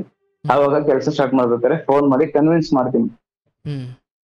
ಇಲ್ಲ ಹಂಗಲ್ಲ, ಹಿಂಗಾಗಿದ್ದು, ಹುಡ್ಗಿ ದುಡ್ಡು ಕೇಳಕ್ಕೋಸ್ಕರ ಬಂದಿದ್ದು, ಅದೇನ್ ತಪ್ಪು ನಡೆದಿಲ್ಲ, ಬೇಕಾದ್ರೆ ನೀನ್ ಎಲ್ಲಿ ನಿಂತ್ಕೊಂಡ್ ಸತ್ಯ ಮಾಡು ಅಂತ ಹೇಳಿ ಸತ್ಯ ಮಾಡ್ತೀನಿ ಅಂತ ಹೇಳಿ ಕನ್ವಿನ್ಸ್ ಮಾಡ್ತೀನಿ ಸರ್. ಸರಿ ಆಯ್ತು ಬಾ ಕರ್ಕೊಂಡು ಹೋಗು ಅಂತ ಕರೀತಾರೆ ಸರ್. ಸರಿ ಅಂತ ಹೇಳಿ ಪುನಃ ಬಂದು ಕರ್ಕೊಂಡ್ ಬರ್ತೀನಿ. ಕರ್ಕೊಂಡ್ ಬಂದಾಗ ಸರಿ ಅಂತೇಳಿ ಅಲ್ಲಿಗೆ ನಮ್ ಪ್ರಾಬ್ಲಮ್ ಸಾಲ್ವ್ ಆಗುತ್ತೆ. ಈ ಹೋಟ್ಲ್ ಓನರ್ ಕಿರಿಕ್ ಮಾಡಕ್ ಸ್ಟಾರ್ಟ್ ಮಾಡ್ತಾನೆ. ಅಂದ್ರೆ ನನ್ನ ಟೈಮಿಂಗ್ಸ್ ಇರೋದು 9 ಗಂಟೆ. ನೀನು 9 ಗಂಟೆಗೆ ಹೋಗ್ಬೇಡವೋ, 10 ಗಂಟೆವರೆಗೂ ನಾನು ಬರೋವರೆಗೂ ಇರೋ ಅಂತೇಳಿ ಕಾಯಿಸೋದು ನನ್ನನ್ನ. ಆಮೇಲೆ ನನ್ನ ಲೇಟಾಗಿ ಮನೆಗೆ ಕಳ್ಸೋದು, ಈ ತರ ಇದ್ ಮಾಡಕ್ ಸ್ಟಾರ್ಟ್ ಮಾಡ್ದ. ಆಮೇಲೆ ಒಂದಿನ ಏನಾಯ್ತು, ನನ್ನ ಹೆಂಡತಿಗೆ ಹುಷಾರಿಲ್ಲದೆ ಜ್ವರ ಬಂದ್ಬಿಟ್ಟಿತ್ತು. ಫೋನ್ ಮಾಡ್ದೆ, ಏನ್ ಮಾಡ್ತಿದ್ಯೋ, ಏನೋ ತಿಂದೇನಮ್ಮ ಅಂತ ಕೇಳಿದಕ್ಕೆ, ಇಲ್ಲ ನಂಗೆ ಆಗ್ತಾ ಇಲ್ಲ, ಫುಲ್ ಜ್ವರ ಬಂದಿದೆ ಅಂತ ಹೇಳಿದ್ರು. ಸಂಜೆ ಒಂದು 5:30-6 ಗಂಟೆಗೆ. ಅವಾಗ ನಾನೇನ್ ಮಾಡಿದೆ, ಆ ಹೋಟ್ಲಿಂದ ಬೇಗ ಓಡ್ ಬಂದೆ ಮನೆ ಹತ್ರ, ಹಾಸ್ಪಿಟ್ಲಿಗೆ ತೋರ್ಸ್ಬಿಟ್ಟು ಹೋಗೋಣ ಅಂತ. ಹಾಸ್ಪಿಟ್ಲಿಗೆ ಬಂದು ತೋರ್ಸ್ಬಿಟ್ಟು ಮನೆಗ್ ಬಿಟ್ಬಿಟ್ಟು ಇಡ್ಲಿ ತಗೊಬಂದು ಕೊಟ್ಬಿಟ್ಟು ತಿಂದು ಮಲ್ಕೊಂಡಿನೋ, ನಾನು ಬರೋದು 9:30-10 ಗಂಟೆ ಆಗುತ್ತೆ, ಟ್ಯಾಬ್ಲೆಟ್ ಕೊಟ್ಬಿಟ್ಟು ತಿಂದು ಮಲ್ಕೊಂಡಿನೋ ಅಂತ ಹೇಳ್ಬಿಟ್ಟು ನಾನು ಹೋಟ್ಲ ಹತ್ರ ಹೋದೆ ಸರ್. ಹೋಗುವಷ್ಟರಲ್ಲಿ ಬೇರೆ ಹುಡುಗರೆಲ್ಲ ಹೇಳ್ಕೊಟ್ಬಿಟ್ಟಿದ್ದಾರೆ, ಅವ್ನು ಯಾವಾಗ್ಲೂ ಮನೆಗೆ ಹೋಗ್ತಾ ಇರ್ತಾನೆ, ಹಂಗ ಇದು ಹೋಟ್ಲ್ ಕೆಲಸ ಸರಿಯಾಗಿ ಮಾಡೋದೇ ಇಲ್ಲ ಅಂತ ಹೇಳ್ತಾರೆ ಸರ್. ಹ್ಮ್ ಹೇಳ್ಬಿಟ್ಟಿರ್ತಾರೆ. ಹ್ಮ್ ಅವಾಗ ಹೋದ ತಕ್ಷಣ ಓನರ್ ಏನ್ ಮಾಡ್ತಾನೆ, ಕಪಾಳಕ್ಕೆ ಒಂದು ಏಟ್ ಹೊಡಿತಾನೆ ನಮ್ಗೆ. ಹ್ಮ್ ಎಲ್ಲೋ ಹೋಗಿದ್ದೆ ನೀನು, ನಾನು ನಿನ್ನ ನಂಬ್ಕೊಂಡಿದ್ರೆ ಇಲ್ಲಿ ಗೋಬಿಗೆ ಆರ್ಡರ್ ಬಂದಿತ್ತು, ಗೋಬಿಗೆ ಆರ್ಡರ್ ಕೊಟ್ಟಿಲ್ಲ, ಯಾರು ನೋಡ್ತಾರೆ ಅಂತ ಹೇಳ್ಬಿಟ್ಟು ಕಪಾಳಕ್ಕೆ ಒಂದು ಏಟ್ ಹೊಡಿದ್ಬಿಡ್ತಾನೆ ಓನರ್. ಹ್ಮ್ ಬೇಡ ನಿನ್ ಕೆಲ್ಸಕ್ಕೆ ಹೋಗು ಅಂತ ಹೇಳ್ಬಿಡ್ತಾನೆ. ಹ್ಮ್ ಅವಾಗ ಸರಿ ಅಂತ ಹೇಳ್ಬಿಟ್ಟು ಮನೆ ಖಾಲಿ ಮಾಡು ಅಂತ ಹೇಳ್ತಾನೆ. ಹ್ಮ್ ಆ ಮನೆಗೆ ಅಡ್ವಾನ್ಸ್ ಅವರೇ ಅಲ್ವಾ ಕೊಟ್ಟಿದ್ದು, ಅದಕ್ಕೆ ಮನೆ ಖಾಲಿ ಮಾಡು ಅಂತ ಹೇಳ್ತಾನೆ. ಹ್ಮ್ ಅವಾಗ ಸರಿ ಅಂತ ಹೇಳ್ಬಿಟ್ಟು ಎಲ್ಲೋಗದಪ್ಪ ಇವಾಗ ಮನೆ ಖಾಲಿ ಮಾಡ್ಬಿಟ್ಟು ಅಂತ ಹೇಳಕ್ ಸ್ಟಾರ್ಟ್ ಮಾಡ್ತೀನಿ. ನಮ್ ಭಾವ ಕೂಡ ನಮ್ಮ ಅಕ್ಕ ನಮ್ಮ ಭಾವನು ಕೂಡ ಬೆಂಗಳೂರಿಗೆ ಬಂದ್ಬಿಟ್ಟಿರ್ತಾರೆ. ಹ್ಮ್ ಆ ಟೈಮಲ್ಲಿ ಅವರು ಕೂಡ ಬೆಂಗಳೂರಲ್ಲಿ ಇರ್ತಾರೆ ಬಂದ್ಬಿಟ್ಟು. ನಮ್ಮ ಅಕ್ಕ ನಮ್ಮ ಭಾವ ನಮ್ಮ ಅಕ್ಕನಿಗೆ ಇಬ್ರು ಹೆಣ್ಮಕ್ಳಾಗುತ್ತೆ, ಇನ್ನೊಬ್ರು ಮಗಳು ಕೂಡ ಹೋಗ್ತಾಳೆ ನಮ್ಮ ಅಕ್ಕನಿಗೆ. ಹ್ಮ್ ಆ ನಮ್ಮ ಅಕ್ಕ ನಮ್ಮ ಭಾವ ಕೂಡ ಇಲ್ಲ ಬೆಂಗಳೂರಲ್ಲಿ ಇರ್ತಾರೆ, ಬಾಡಿಗೆ ಮನೆ ಮಾಡ್ಕೊಂಡು ಸ್ವಲ್ಪ ಅವರು ಒಂದ್ ಕಿಲೋಮೀಟರ್ ಅಷ್ಟು ದೂರದಲ್ಲಿ ಇರ್ತಾರೆ. ಹ್ಮ್ ಅವ್ರಿಗೂ ಕೂಡ ಮನೆ ಇವನೇ ಮಾಡ್ಕೊಟ್ಟಿರ್ತಾರೆ ನಮ್ಮ ಹೋಟ್ಲ್ ಓನರು, ಹ್ಮ್ ನಮ್ಮ ಅಕ್ಕ ನಮ್ಮ ಭಾವನ್ಗೂ ಕೂಡ. ಹ್ಮ್ ಅವಾಗ ನನ್ ಮನೆ ಖಾಲಿ ಮಾಡ್ಬಿಟ್ಟು ನಮ್ಮ ಅಕ್ಕ ಮನೆಗೆ ಹೋಗ್ತೀನಿ, ಹ್ಮ್ ಒಂದ್ ವಾರ ಇರ್ತೀನಿ ಅಂತ ಹೇಳ್ಬಿಟ್ಟು. ಹ್ಮ್ ಅಲ್ಲಿ ಅವ್ರು ಕೂಡ ಹೋಟ್ಲಲ್ಲೇ ತಗೊಂಬಂದ್ ತಿನ್ಬೇಕು. ಅಂದ್ರೆ ಸಂಜೆ ಆದ್ರೆ ಹೋಟ್ಲಲ್ಲೇ ರೈಸ್ ಸಾಂಬಾರ್ ಎಲ್ಲ ಕಟ್ಸ್ಕೊಂಬಂದ್ ಮನೆ ಅಂತ ತಿಂತಾ ಇದ್ರು ಅವರು ಕೂಡ. ಹ್ಮ್ ಅವಾಗ ಇವನು ಹೋಟ್ಲ್ ಓನರ್ ಏನ್ ಮಾಡ್ತಾನೆ, ಬರೀ ಒಂದ್ ರೈಸ್ ಮಾತ್ರ ತಗೊಂಡು ನೀನ್ ಇಲ್ಲೇ ಊಟ ಮಾಡು, ನಿನ್ ಹೆಂಡತಿಗೆ ಒಂದ್ ರೈಸ್ ಮಾತ್ರ ಕಟ್ಕೊಂಡು ಹೋಗು, ಅವನಲ್ಲಿದ್ದಾನೆ ನಂಗೆ ಗೊತ್ತು ನಿಮ್ ಮನೇಲಿ ಅಂತ ಹೇಳ್ಬಿಟ್ಟು. ಸರ್ ನಾವು ಹೊಟ್ಟೆ ಹಸುಗೋಸ್ಕರ ಕಾಯ್ತಾ ಇದೀವಿ ಸರ್, ಹೆಂಡತಿ ನಾನಿಬ್ರು ಊಟ ತಗೊಂಡ್ ಬರ್ತಾರೆ, ನಮ್ ಭಾವ ಊಟ ಮಾಡೋಣ ಅಂತ ಹೇಳಿ. ಅಂದ್ರೆ ಅಲ್ಲಿ ಫ್ರೀ ನಮ್ ಭಾವನು ಸರ್ ಫ್ರೀಯ ಕೊಡಾರ ಅಲ್ಲಿ? ಹೌದೌದು, ಅಂದ್ರೆ ಕೆಲಸ ಮಾಡೋರ್ಗೆ ಒಬ್ರಿಗೆ ಇಬ್ಬರಿಗೆ ಊಟ ಎತ್ಕೊಂಡು ಹೋಗ್ಬದ್ಲ ಅಷ್ಟೇ ಮನೆಗೆ. ಓಕೆ. ನಾವು ನನ್ನ ಹೆಂಡತಿ ನಮ್ಮ ಅಕ್ಕ ಅವರೆಲ್ಲ ನಮ್ಮ ಭಾವ ಊಟ ಎತ್ಕೊಂಡ್ ಬರ್ತಾನೆ ಊಟ ಮಾಡೋಣ ಅಂತ ಕಾಯ್ತಾ ಇದೀವಿ. ಅವನು ಅಲ್ಲಿ ನೀನ್ ಇಲ್ಲೇ ಊಟ ಮಾಡು, ನಿನ್ ಹೆಂಡತಿಗೆ ಮಾತ್ರ ಒಂದ್ ರೈಸ್ ಕಟ್ಕೊಂಡು ಹೋಗು ಅಂತ ಹೇಳ್ಬಿಟ್ಟು ಕಟ್ಕೊಳ್ಸಿರ್ತಾನೆ. ಸರ್ ಬಂದ್ ನೋಡಿದಾಗ ಬರೀ ಒಂದ್ ರೈಸ್ ಕರ್ಕೊಂಡ್ ಬಂದಿರ್ತಾನೆ ಸರ್, ದುಡ್ಡು ಕೂಡ ಇರಲ್ಲ ಆ ಟೈಮಲ್ಲಿ ನಮ್ಮ ಹತ್ರ. ಅವಾಗ ಇದು ಒಂದ್ ರೈಸ್ ಅಲ್ಲಿ ನಾನು ನನ್ನ ಹೆಂಡತಿ ನಮ್ಮ ಅಕ್ಕನ ಮಕ್ಳಿಬ್ರು 5 ಜನ ಹಂಚ್ಕೊಂಡು ಊಟ ಮಾಡ್ತೀವಿ. ಅವತ್ತು ಸ್ವಲ್ಪ ಕಣ್ಣೀರ್ ಕೂಡ ಹಾಕ್ಬಿಡ್ತೀನಿ ಕಣ್ಣಲ್ಲಿ, ಹಿಂಗ ಆಯ್ತದಪ್ಪ ಅಂತ ಹೇಳ್ಬಿಟ್ಟು. ಅವಾಗ ಸರಿ ಅಂತ ಹೇಳ್ಬಿಟ್ಟು ನನ್ನ ಹೆಂಡತಿ ಕೆಲ್ಸಕ್ಕೆ ಹೋಗ್ತಾನೆ ಇರ್ತದೆ ನನ್ನ ಹೆಂಡತಿ ಕೂಡ. ಅವಾಗ ತಾನೇ ಬಂದಿರ್ತೀವಿ, ಜಗಳ ಎಲ್ಲ ಆಡ್ಕೊಂಡು ಒಂದ್ ತಿಂಗಳಾಗಿರುತ್ತೆ. ಅಲ್ಲಿ ಹೊಡ್ಕೊಂಡು ಜಗಳ ಆಡ್ಕೊಂಡು ಬೆಂಗಳೂರಿಗೆ ಬಂದು ಒಂದ್ ತಿಂಗಳಾಗಿರುತ್ತೆ. ಆ ತಿಂಗಳಲ್ಲಿ ಕೂಡ ಇದು ಸ್ಟಾರ್ಟ್ ಆಗ್ಬಿಡುತ್ತಲ್ಲ, ಅವಾಗ ಕೆಲ್ಸನೂ ಇರಲ್ಲ. ಅವಾಗ ಸ್ವಲ್ಪ ಕಣ್ಣೀರ್ ಕೂಡ ಹಾಕೊಂತೀನಿ, ಹಿಂಗಾಯ್ತಲ್ಲ ಅಂತ ಹೇಳ್ಬಿಟ್ಟು. ಆಮೇಲೆ ಒಬ್ರ ಹತ್ರ ಹೋಗ್ತೀನಿ, ಅಣ್ಣ ಕೆಲಸ ಮಾಡ್ತೀನಿ, ನಿಮ್ಮ ಹತ್ರ ಚಿಕನ್ ಅಂಗಡಿ ಇರುತ್ತೆ ಅವ್ರದ್ದು, ಹತ್ರ ಕೆಲಸ ಮಾಡ್ತೀನಿ, ನಂಗೊಂದ್ 20,000 ಅಡ್ವಾನ್ಸ್ ಬೇಕಣ್ಣ ಅಂತ ಕೇಳ್ತೀನಿ. ಅವ್ರು ಏನು ಮಾತಾಡಲ್ಲ ಸರ್. ಅವಾಗ 2000 ರೂಪೀಸ್ ಹೊಸ ನೋಟು ಅವಾಗ ತಾನೇ ಬಿಡ್ತಾ ಇದ್ರು, ಬಂದಿದ್ದು ನೋಟ್ ಬ್ಯಾನ್ ಆಗ್ಬಿಟ್ಟು 2000 ನೋಟು ಹಂಗೆ ತಕೊಟ್ಬಿಟ್ರು ಸರ್. 20,000 ರೂಪಾಯಿನ ತಗೋ ಹೋಗು ಅಂತ ಹೇಳ್ಬಿಟ್ಟು. ಅವಾಗ ಏನ್ ಮಾಡ್ತೀನಿ ಸರ್, 20,000 ರೂಪಾಯಿಲಿ ಅವಾಗ ನನ್ನ ಹೆಂಡತಿ ಕೂಡ 8,000 ರೂಪಾಯಿ ಸಂಬಳ ಬರುತ್ತೆ. ಆ 28,000 ರೂಪಾಯಿಲಿ 20,000 ಮನೆಗೆ ಅಡ್ವಾನ್ಸ್ ಕೊಟ್ಟು ಒಂದ್ ಮನೆ ಮಾಡ್ಕೊಂಡು, ಆ 8,000 ರೂಪಾಯಿಲಿ ಮನೆಗೆ ಬೇಕಾಗಿರೋ ರೇಷನ್ ತಂದ್ಕೊಂತೀವಿ. ಅವಾಗ ಅಲ್ಲಿ ಚಿಕನ್ ಅಂಗಡಿಗೆ ಹೋಗಿ ನಾನು ಬೆಳಿಗ್ಗೆ ಹೊತ್ತು ಮಾತ್ರ ಹೋಗ್ತಾ ಇದೆ ಚಿಕನ್ ಅಂಗಡಿಗೆ. ಅಂದ್ರೆ ಬೆಳಿಗ್ಗೆ ಒಂದ್ 5 ಗಂಟೆಯಿಂದ ಮಧ್ಯಾಹ್ನ ಒಂದ್ 11 ಗಂಟೆ 12 ಗಂಟೆಗೆ ಹೋಗ್ತೇವೆ ಅಷ್ಟೇ, ಕೆಲಸ ಮುಗಿದೋಗೋದು. 500 ರೂಪಾಯಿ ಸಂಬಳ ಕೊಡೋದು ನನ್ಗೆ. ಅಲ್ಲಿ ಮುಗಿಸ್ಕೊಂಡು ಇನ್ನು ಬೆಳಿಗ್ಗೆ ಸಂಜೆ ಎಲ್ಲ ಬಂದು ಸುಮ್ನೆ ಕುತ್ಕೊಬೇಕಲ್ಲ, ಏನಾದ್ರು ಒಂದ್ ಮಾಡೋಣ ಅಂತ ಹೇಳ್ಬಿಟ್ಟು ಒಂದು ಲೋಕೇಶ್ ಫಾಸ್ಟ್ ಫುಡ್ ಅಂತ ಹೇಳ್ಬಿಟ್ಟು ರೋಡಲ್ಲಿ ಒಂದು ಹೋಟ್ಲ್ ತರ ಸ್ಟಾರ್ಟ್ ಮಾಡ್ತೀನಿ sir. Fried rice, noodles, gobi ಈ ತರ ಹಾಕೋದಕ್ಕೆ ಸ್ಟಾರ್ಟ್ ಮಾಡ್ತೀನಿ. ಇನ್ನೊಂದು 5 ನಿಮಿಷ ಮುಗಿಸಪ್ಪ. ಓಕೆ, ಆತರ ಮಾಡಕ್ ಸ್ಟಾರ್ಟ್ ಮಾಡ್ತೀನಿ. ಅಲ್ಲಿಂದ ಹೋಟ್ಲಿಂದ ಸ್ಟಾರ್ಟ್ ಮಾಡ್ಕೊಂಡು ಹಂಗೆ ಜೀವನ ನಡೀತಾ ಇರುತ್ತೆ. ಒಂದಿನ ಹಿಂಗೆ ತಳ್ಕೊಂಡು ಹೋಗ್ಬೇಕಾದ್ರೆ ಆ ಗಾಡಿನ ಒಬ್ಬ ಕಾರಲ್ಲಿ ನಮ್ಮನಂತ ಬೈದ್ ಬಿಡ್ತಾನೆ, ಸೈಡಿಗೆ ತಗೊಳ್ಳೋ ಅಂತ. ಅವತ್ತು ಸರಿ ಆಯ್ತು, ಈ ತರ ಎಲ್ಲ ಬೈಸ್ಕೊಬೇಕಾಂತೇಳಿ ಅದನ್ನು ಬಿಟ್ಬಿಟ್ಟು ಅವತ್ತು ಆಟೋಕ್ ಬರ್ತೀನಿ ಸರ್, ಆಟೋ ಓಡಿಸೋಣ ಅಂತ ಹೇಳ್ಬಿಟ್ಟು.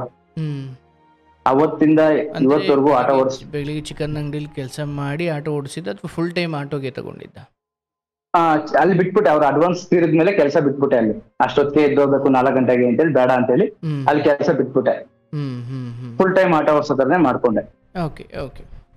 ಫುಲ್ ಟೈಮ್ ಆಟೋ ಓಡಿಸ್ಕೊಳ್ಳೋ ತರ ಮಾಡ್ಕೊಂಡೆ. ಆಟೋ ಓಡಿಸ್ತಾ ಏನಾಯ್ತು ಅಂತ ಹೇಳಿದ್ರೆ ನನ್ನ ಹೆಂಡತಿ ಪುನಃ ಬಿಟ್ಟೋಗ್ಬಿಟ್ಲು. ಯಾಕೆ? ಏನಕ್ಕೆ ಅಂತ ಹೇಳಿದ್ರೆ ನಮ್ಮ ಅಪ್ಪಂಗೆ ಹುಷಾರಿಲ್ದಂಗ ಆಗುತ್ತೆ. ಪುನಃ ನಾನು ಕರ್ಕೊಂಡ್ ಬರ್ತೀನಿ ಇಲ್ಲಿ ಬೆಂಗಳೂರಿಗೆನೆ. ಕರ್ಕೊಂಡ್ ಬಂದ್ಬಿಟ್ಟು ಹಾಸ್ಪಿಟ್ಲಿಗೆ ತೋರಿಸ್ತಾ ಇರ್ತೀನಿ. ಆ ಟೈಮಲ್ಲಿ ಇಲ್ಲಿ ಬೆಂಗಳೂರಲ್ಲಿ ಆಗಲ್ಲ ಅಂತ ಹೇಳ್ತಾ ಇದ್ರು. ಈ ರುದ್ರಾಲಯ ಹಾಸ್ಪಿಟ್ಲ್ ಇದೆಯಲ್ಲ ಎಲೆಕ್ಟ್ರಾನಿಕ್ ಸಿಟಿಲಿ, ಅಲ್ಲಿ ಕರ್ಕೊಂಡು ಹೋಗ್ತೀನಿ. ಅಲ್ಲಿ ಸ್ವಲ್ಪ ದುಡ್ಡು ಜಾಸ್ತಿ ಕೇಳ್ತಾರೆ. ಅಲ್ಲಿಂದ ಜಯದೇವ್ ಕರ್ಕೊಂಡ್ ಬರ್ತೀನಿ, ಅಲ್ಲಿ ಆಗಲ್ಲ ಹೋಗಿ ಅಂತಾರೆ. ಸರಿ ಅಂತ ನಮ್ಮೂರ್ಗೆ ಹಾಸನ್ಗೆ ಕರ್ಕೊಂಡು ಹೋಗ್ತೀನಿ. ಹಾಸನ್ಗೆ ಅಡ್ಮಿಟ್ ಮಾಡ್ತೀನಿ. ಅಡ್ಮಿಟ್ ಮಾಡ್ಕೊಂಡಿದ್ದೀನಿ ಹಾಸ್ಪಿಟ್ಲಲ್ಲಿ. ನನ್ನ ಹೆಂಡತಿ ಫೋನ್ ಮಾಡ್ತಾಳೆ. ಏನು ಅಂತ ಕೇಳಿದ್ರೆ, ಇಲ್ಲ ನನ್ ನಿನ್ ಜೊತೆ ಇರಕ್ ಇಷ್ಟ ಇಲ್ಲ, ನಿಮ್ದು ಬರೀ ಹೀಗೆ ಆಯ್ತು ಅವಾಗಿಂದ, ನನ್ ಜೊತೆ ಇರಕ್ ಇಷ್ಟ ಇಲ್ಲ, ನೀ ಏನಾದ್ರು ಮಾಡ್ಕೊ ಅಂತ ಹೇಳಿ ಬಿಟ್ಬಿಟ್ಟು ನಾನು ಹೋಗ್ತಾ ಇದೀನಿ, ಮನೆ ಕೀಲಿ ಇಟ್ಟಿರ್ತೀನಿ ನೋಡು ಅಂತ ಬಿಟ್ಟು ಹೋಗ್ಬಿಡ್ತಾರೆ. ಅಂದ್ರೆ ತಂದೆದು ಆಸ್ಪತ್ರೆದು ಹಿಂಗ ಆಗಿದ್ದೇ ಸಮಸ್ಯೆನ ಅಥವಾ ಆಕಿದೇನೋ ಬೇರೆ ಕಾರಣ ಇತ್ತಾ ಸರ್? ಗೊತ್ತಿಲ್ಲ ಅದ್ರ ಬಗ್ಗೆ. ಆತರ ನನ್ ಡೌಟ್ ಪಟ್ಟು ಅವ್ರ ಮೇಲೆ ಅಪವಾದನೆ ಹೊರ್ಸಕ್ ನಾನು ರೆಡಿ ಇಲ್ಲ. ಬಟ್ ಏನೋ ಗೊತ್ತಿಲ್ಲ, ದೇವ್ರಿಗೂ ಗೊತ್ತು. ಬಟ್ ನಾನ್ ನಮ್ಮ ಅಪ್ಪನ ಕಡೆ ಸ್ವಲ್ಪ ಬ್ಯುಸಿ ಆಗಿದ್ದೆ. ಬಟ್ ಇದ್ರ ಹೊರತಾಗಿ ನಿಮ್ಮಿಂದ ಏನು ತಪ್ಪಾಗಿಲ್ಲ ಅಂತ ಖಾತ್ರಿ ಇದೆ? ಇಲ್ಲ ಇಲ್ಲ ಇಲ್ಲ, ನನ್ನಿಂದ ತಪ್ಪಾಗಿಲ್ಲ. ಸರಿ ಅಂತ ಹೇಳ್ಬಿಟ್ಟು ನಾನು ಅಪ್ಪನ ಹಾಸ್ಪಿಟಲ್ ಅಡ್ಮಿಟ್ ಮಾಡ್ಕೊಂಡಿದ್ದಾಗ ಆತರ ಹೇಳ್ತಾಳೆ ಫೋನ್ ಮಾಡಿ ನನ್ಗೆ. ಓಕೆ, ಸರಿ ಆಯ್ತು, ನಿಂಗೆ ಇರಕ್ ಇಷ್ಟ ಇಲ್ಲ ತಾನೆ, ಸರಿ ಆಮೇಲೆ ಮಾತಾಡ್ತೀನಿ, ನೀನ್ ಆಯ್ತು ಹೋಗಮ್ಮ ಎಲ್ಲಿ ಹೋಗ್ತೀಯ ಅಂತ ಹೇಳ್ತೀನಿ. ಬಂದು ಅವ್ರ ಊರ್ಗ್ ಹೋಗ್ಬಿಟ್ಟಿರ್ತಾಳೆ. ಆಮೇಲೆ ಸರಿ ಆಯ್ತು ಅಂತೇಳಿ ಒಂದು 6 ತಿಂಗಳು ವರ್ಷ ಬರೋದೇ ಇಲ್ಲ. ಪುನಃ ಸರಿ ಆಯ್ತು ಅಂತೇಳಿ ಕನ್ವಿನ್ಸ್ ಮಾಡಿ 6 ತಿಂಗಳು ವರ್ಷ ಆದ್ಮೇಲೆ ಪುನಃ ಕರ್ಕೊಂತೀನಿ ಸರ್. ಪುನಃ ಕರ್ಕೊಂಡಾದ್ಮೇಲೆ ಪುನಃ ಬಾಡಿಗೆ ಮನೆ ಬೇರೆ ಮಾಡ್ಕೊಂತೀವಿ. ಅವಳು ಕೆಲ್ಸಕ್ಕೆ ಹೋಗ್ತಾ ಇರ್ತಾಳೆ, ನಾನು ಗಾಡಿ ಆಟೋ ಓಡಿಸ್ತಾ ಇರ್ತೀನಿ. ಮತ್ತೆ ಏನಾಗುತ್ತೆ ಅಂತ ಹೇಳಿದ್ರೆ, ಒಂದಿನ ನಮ್ಮೂರಲ್ಲಿ ಜಗಳ ಆಗುತ್ತೆ, ನಮ್ಮ ಮನೆಗೂ ಮತ್ತೆ ಪಕ್ಕದ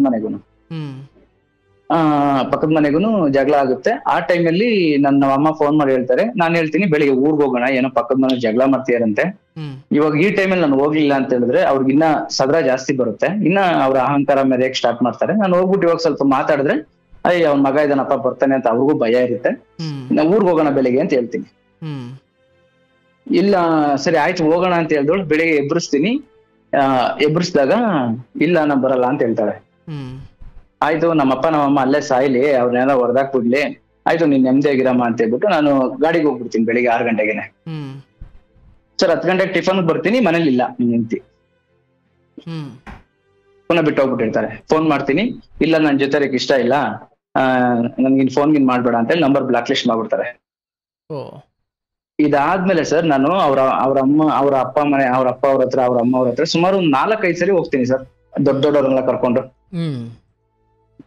ಈ ತರ ಬಂದ್ಬಿಟ್ಟಿದ್ದಾಳೆ ನೋಡಿ ಸ್ವಲ್ಪ ಅಂತೆಲ್ಲ ಹೇಳಿ 4-5 ಸರಿ ಕರ್ಕೊಂಡು ಹೋಗ್ತೀನಿ. ಅವ್ರು ಯಾವ್ದಕ್ಕೂ ಬರಲ್ಲ, ಕಳ್ಸಲ್ಲ ಅಷ್ಟೇ.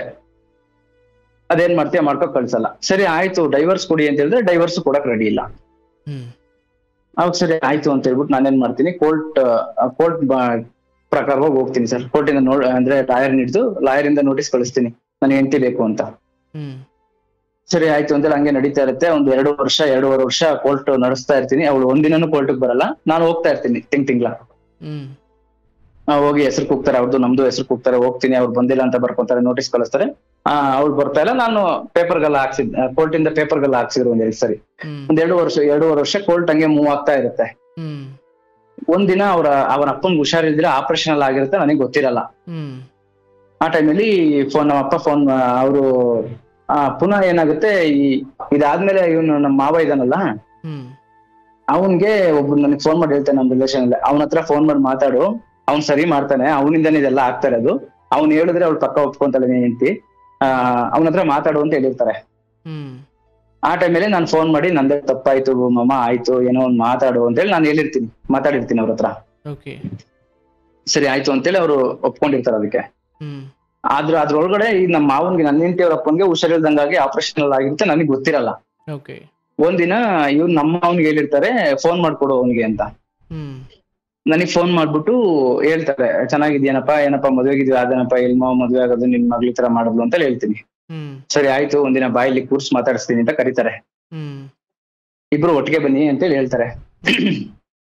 ಅವಾಗ ನನ್ನ ಹೆಂಡತಿಗೆ ಫೋನ್ ಮಾಡ್ತೀನಿ. ಅವಾಗ ಅವ್ರು ಬ್ಲಾಕ್ ಲಿಸ್ಟ್ ಹಾಕಿದವಳನ್ನ ತೆಗ್ದಿರ್ತಾರೆ, ನನ್ನ ನಂಬರ್ ತೆಗ್ದಿರ್ತಾರೆ. ಅವಾಗ ಸರಿ ಅಂತೇಳಿ ನಾನು ಫೋನ್ ಮಾಡಿ ಹೇಳ್ತೀನಿ, ನಿಮ್ಮಪ್ಪ ಫೋನ್ ಮಾಡಿದ್ರು, ಒಂದ್ಸರಿ ಇಬ್ರು ಜೊತೆಗೆ ಹೋಗೋಣ, ಅವರು ಖುಷಿ ಆಗ್ಬೋದು, ಹುಷಾರಿಲ್ವ ಅಂತಲ್ಲ ಅವ್ರಿಗೆ, ಜೊತೆಗೆ ಹೋಗೋಣ ಅಂತ ಒಪ್ಪಿಸ್ತೀನಿ. ಸರಿ ಆಯ್ತು ಅಂತೇಳಿ ನಾವು ಇಲ್ಲಿ, ಅವ್ರು ಬೇರೆ ಕಡೆ ಬೆಂಗಳೂರಲ್ಲಿ ಇರ್ತಾರೆ, ನಾನು ಬೇರೆ ಕಡೆ ಇರ್ತೀನಿ. ಇಬ್ರು ಮೆಜೆಸ್ಟಿಕ್ ಬಂದು ಬಸ್ಸಲ್ಲಿ ಹೋಗ್ತೀರಿ. ಹೋಗ್ಬಿಟ್ಟು ಅವ್ರ ಅಪ್ಪನ ಹೋಗಿ ಮಾತಾಡಿಸ್ತೀನಿ. ಬೆಳಿಗ್ಗೆ ಹೋಗಿ ನನ್ನ ಕೈಯಲ್ಲಿ ಅದ್ ಮಾಡ್ತೀನಿ. ಮಾಡ್ಬಿಟ್ಟು ಸರಿ ಅಂದ್ರೆ ನಾವು ಹೊರಡ್ತೀನಿ ಸರ್. ಹೊರಡಿದಾಗ ಫೋನ್ ಮಾಡಿ ಕರೀತಾಳೆ, ಬಾ ಅಂತ ಹೇಳ್ಬಿಟ್ಟು. ಸರಿ ಅಂತ ಹೇಳ್ಬಿಟ್ಟು ಹೋಗ್ತೀನಿ. ಅಡ್ಗೆ ಮಾಡಿರ್ತಾರೆ, ಊಟ ಮಾಡ್ತೀನಿ. ಸರಿ ಅಂತೇಳಿ ನಾನು ಹೊರಡ್ತೀನಿ ಅಂತ ಹೇಳಿದಾಗ, ಇಲ್ಲ ನಾನು ಬರ್ತೀನಿ ನೈಟು, ಜೊತೆಲೆ ಹೋಗೋಣ ಅಂತೇಳಿ ಹೇಳ್ತಾಳೆ. ಸರಿ ಆಯ್ತು ಅಂತ ಹೇಳ್ಬಿಟ್ಟು ನಾವು 11 ಗಂಟೆಗೆ ಬಸ್ ಹತ್ತೀವಿ. ಇಲ್ಲಿ ಬೆಂಗಳೂರಿಗೆ ಬೆಳಿಗ್ಗೆ ಬರ್ತೀವಿ. ಅವ್ಳು ಹೋಗ್ತಾಳೆ, ನನ್ನ ಪಾಡಿಗೆ ನಾನು ಬಂದ್ಬಿಡ್ತೀನಿ ಸರ್. ಅದಾದ್ಮೇಲೆ ಅವ್ರ ಅಪ್ಪಂಗೆ ಬೆಂಗಳೂರಿಗೆ ಕರ್ಕೊಂಡೋಗಿ ಅಂತೇಳಿ ಬರೀತಾರೆ, ಕಿಡ್ವಾಯಿ ಹಾಸ್ಪಿಟ್ಲಿಗೆ. ಆಮೇಲೆ ನನಗೆ ಫೋನ್ ಮಾಡ್ತಾಳೆ ಇವಳು, ಇಲ್ಲಿ ನಮ್ಮ ಅಪ್ಪನ್ ನೋಡ್ಕೊಳ್ಳೋರು ಯಾರು ಇಲ್ಲ, ನೀನ್ ನಿಂತ್ಕೊಂಡು ತೋರಿಸ್ತೀನಿ ಅಂತ ಹೇಳಿದ್ರೆ ಕರೆಸ್ತೀನಿ ಅಂತ ಹೇಳ್ತಾಳೆ. ಸರಿ ಆಯ್ತು ನನ್ ತೋರಿಸ್ತೀನಿ ಅಂತ ಹೇಳಿ ಹೇಳ್ಬಿಟ್ಟು ಕರೆಸ್ತೀನಿ ಅವ್ರನ್ನ ಇಲ್ಲಿಗೆ. ಕರೆಸ್ಬಿಟ್ಟು ನಾನು ಹಾಸ್ಪಿಟಲ್ ತೋರ್ಸಕ್ ಸ್ಟಾರ್ಟ್ ಮಾಡ್ತೀನಿ. 1 ವಾರ ಇಲ್ಲಿ ತೋರಿಸ್ತೀನಿ, ಇಲ್ಲಿ ಏನು ಮೆಡಿಸಿನ್ ಸರಿ ಹೋಗಲ್ಲ ಅನ್ಸುತ್ತೆ, ಕರ್ಕೊಂಡು ಹೋಗಿ ಅಂತ ಹೇಳ್ಬಿಡ್ತಾರೆ. ಸರಿ ಆಯ್ತು ಅಂತ ಹೇಳಿ ಪುನಃ ರಿಟರ್ನ್ ಕಳ್ಸ್ಕೊಡ್ತೀನಿ. ಇಲ್ಲ ಆಗಲ್ಲ ಅಂದ್ಮೇಲೆ ಹೋಗಿ 1 ವಾರಕ್ಕೇನೆ ನಮ್ಮ ಮಾವ ಎಕ್ಸ್ಪೈರ್ಡ್ ಆಗ್ತಾರೆ. ಅವ್ರು ತೀರ್ಕೊಂತಾರೆ ನಮ್ಮ ಮಾವ. ಹಲೋ, ತೀರ್ಕೊಂತಾರೆ. ಅವಾಗ ನಾನು ಹೆಂಡ್ತಿನ ಕರ್ಕೊಂಡು ಹೋಗ್ತೀನಿ.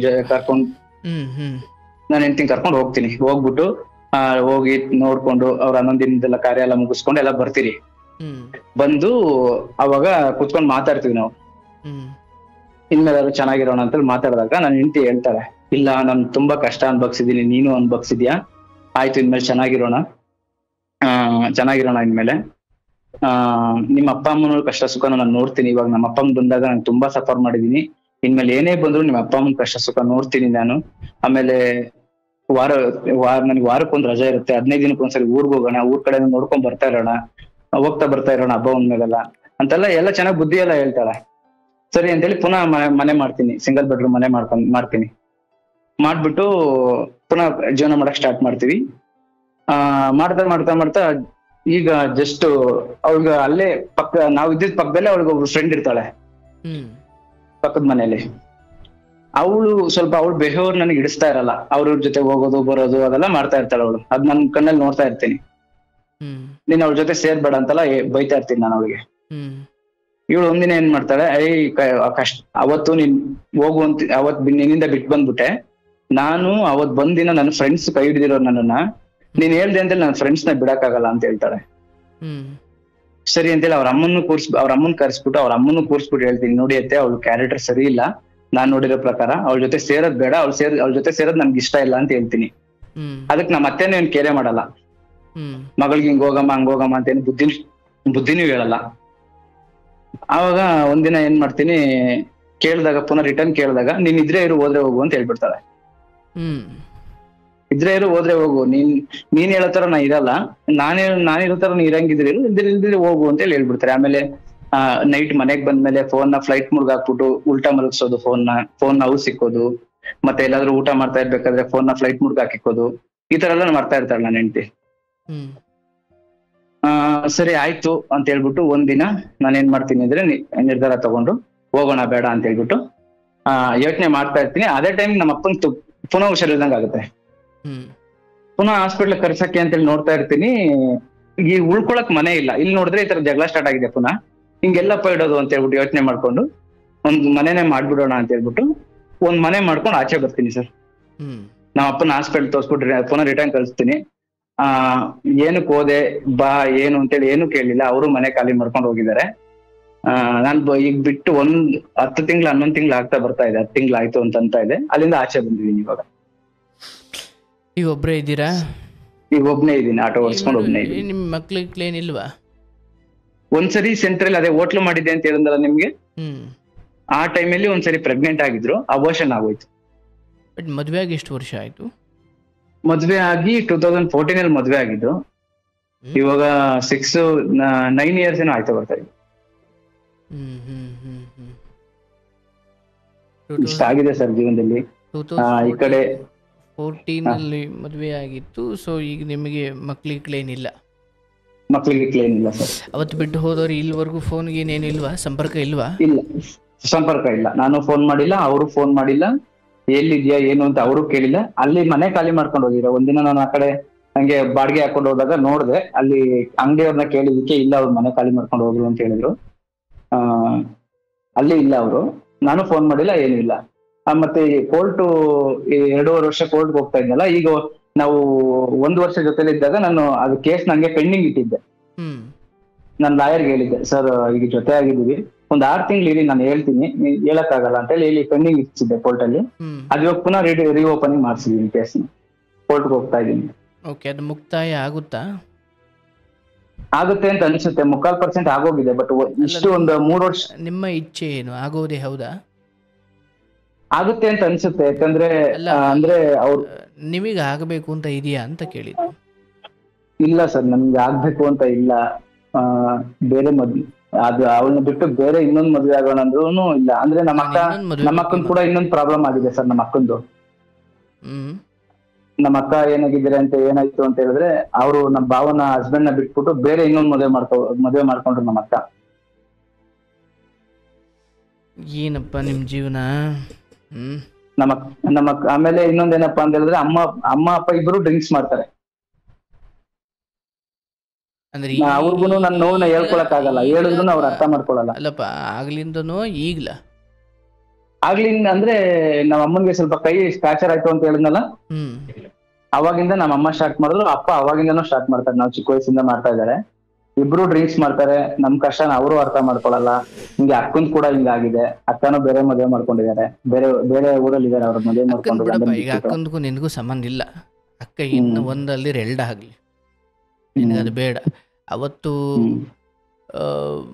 ಈಗ ಬಹುಶಃ ಬಿದ್ದ ಸಮಯದಲ್ಲಿ ತಮ್ಮನಾಗಿ ನಿನ್ನ ಜವಾಬ್ದಾರಿ ಇರ್ಬೋದು, ಬಟ್ ಈಗ ಆಕೆ ಸುಖದ ನಿರ್ಧಾರಗಳಲ್ಲಿ ನಿನ್ನ ಸಹಭಾಗಿತ್ವ ಬೇಡವೂ ಬೇಡ, ಅದು ಧರ್ಮವೂ ಅಲ್ಲ, ಅದು ನೀನು ಕೇಳೋಕ್ಕೂ ಆಗಲ್ಲ. ಹೌದು. ಬಚ್ಚಿಗೆ ಬಿದ್ದವಳು ಆಕೆ ಆ ವಲ್ಸನ್ನು ಮೂಸ್ ನೋಡಬೇಕು, ಬೇರೆ ದಾರಿ ಇಲ್ಲ. ಇಲ್ಲಿ ಅದನ್ನ ಆ ಕಡೆ ಬಿಡಿ. ಬಟ್ ಇಲ್ಲಿ ಹೆಂಡತಿ ವಿಚಾರದಲ್ಲಿ ನೋಡಪ್ಪ, ಯಾವಾಗ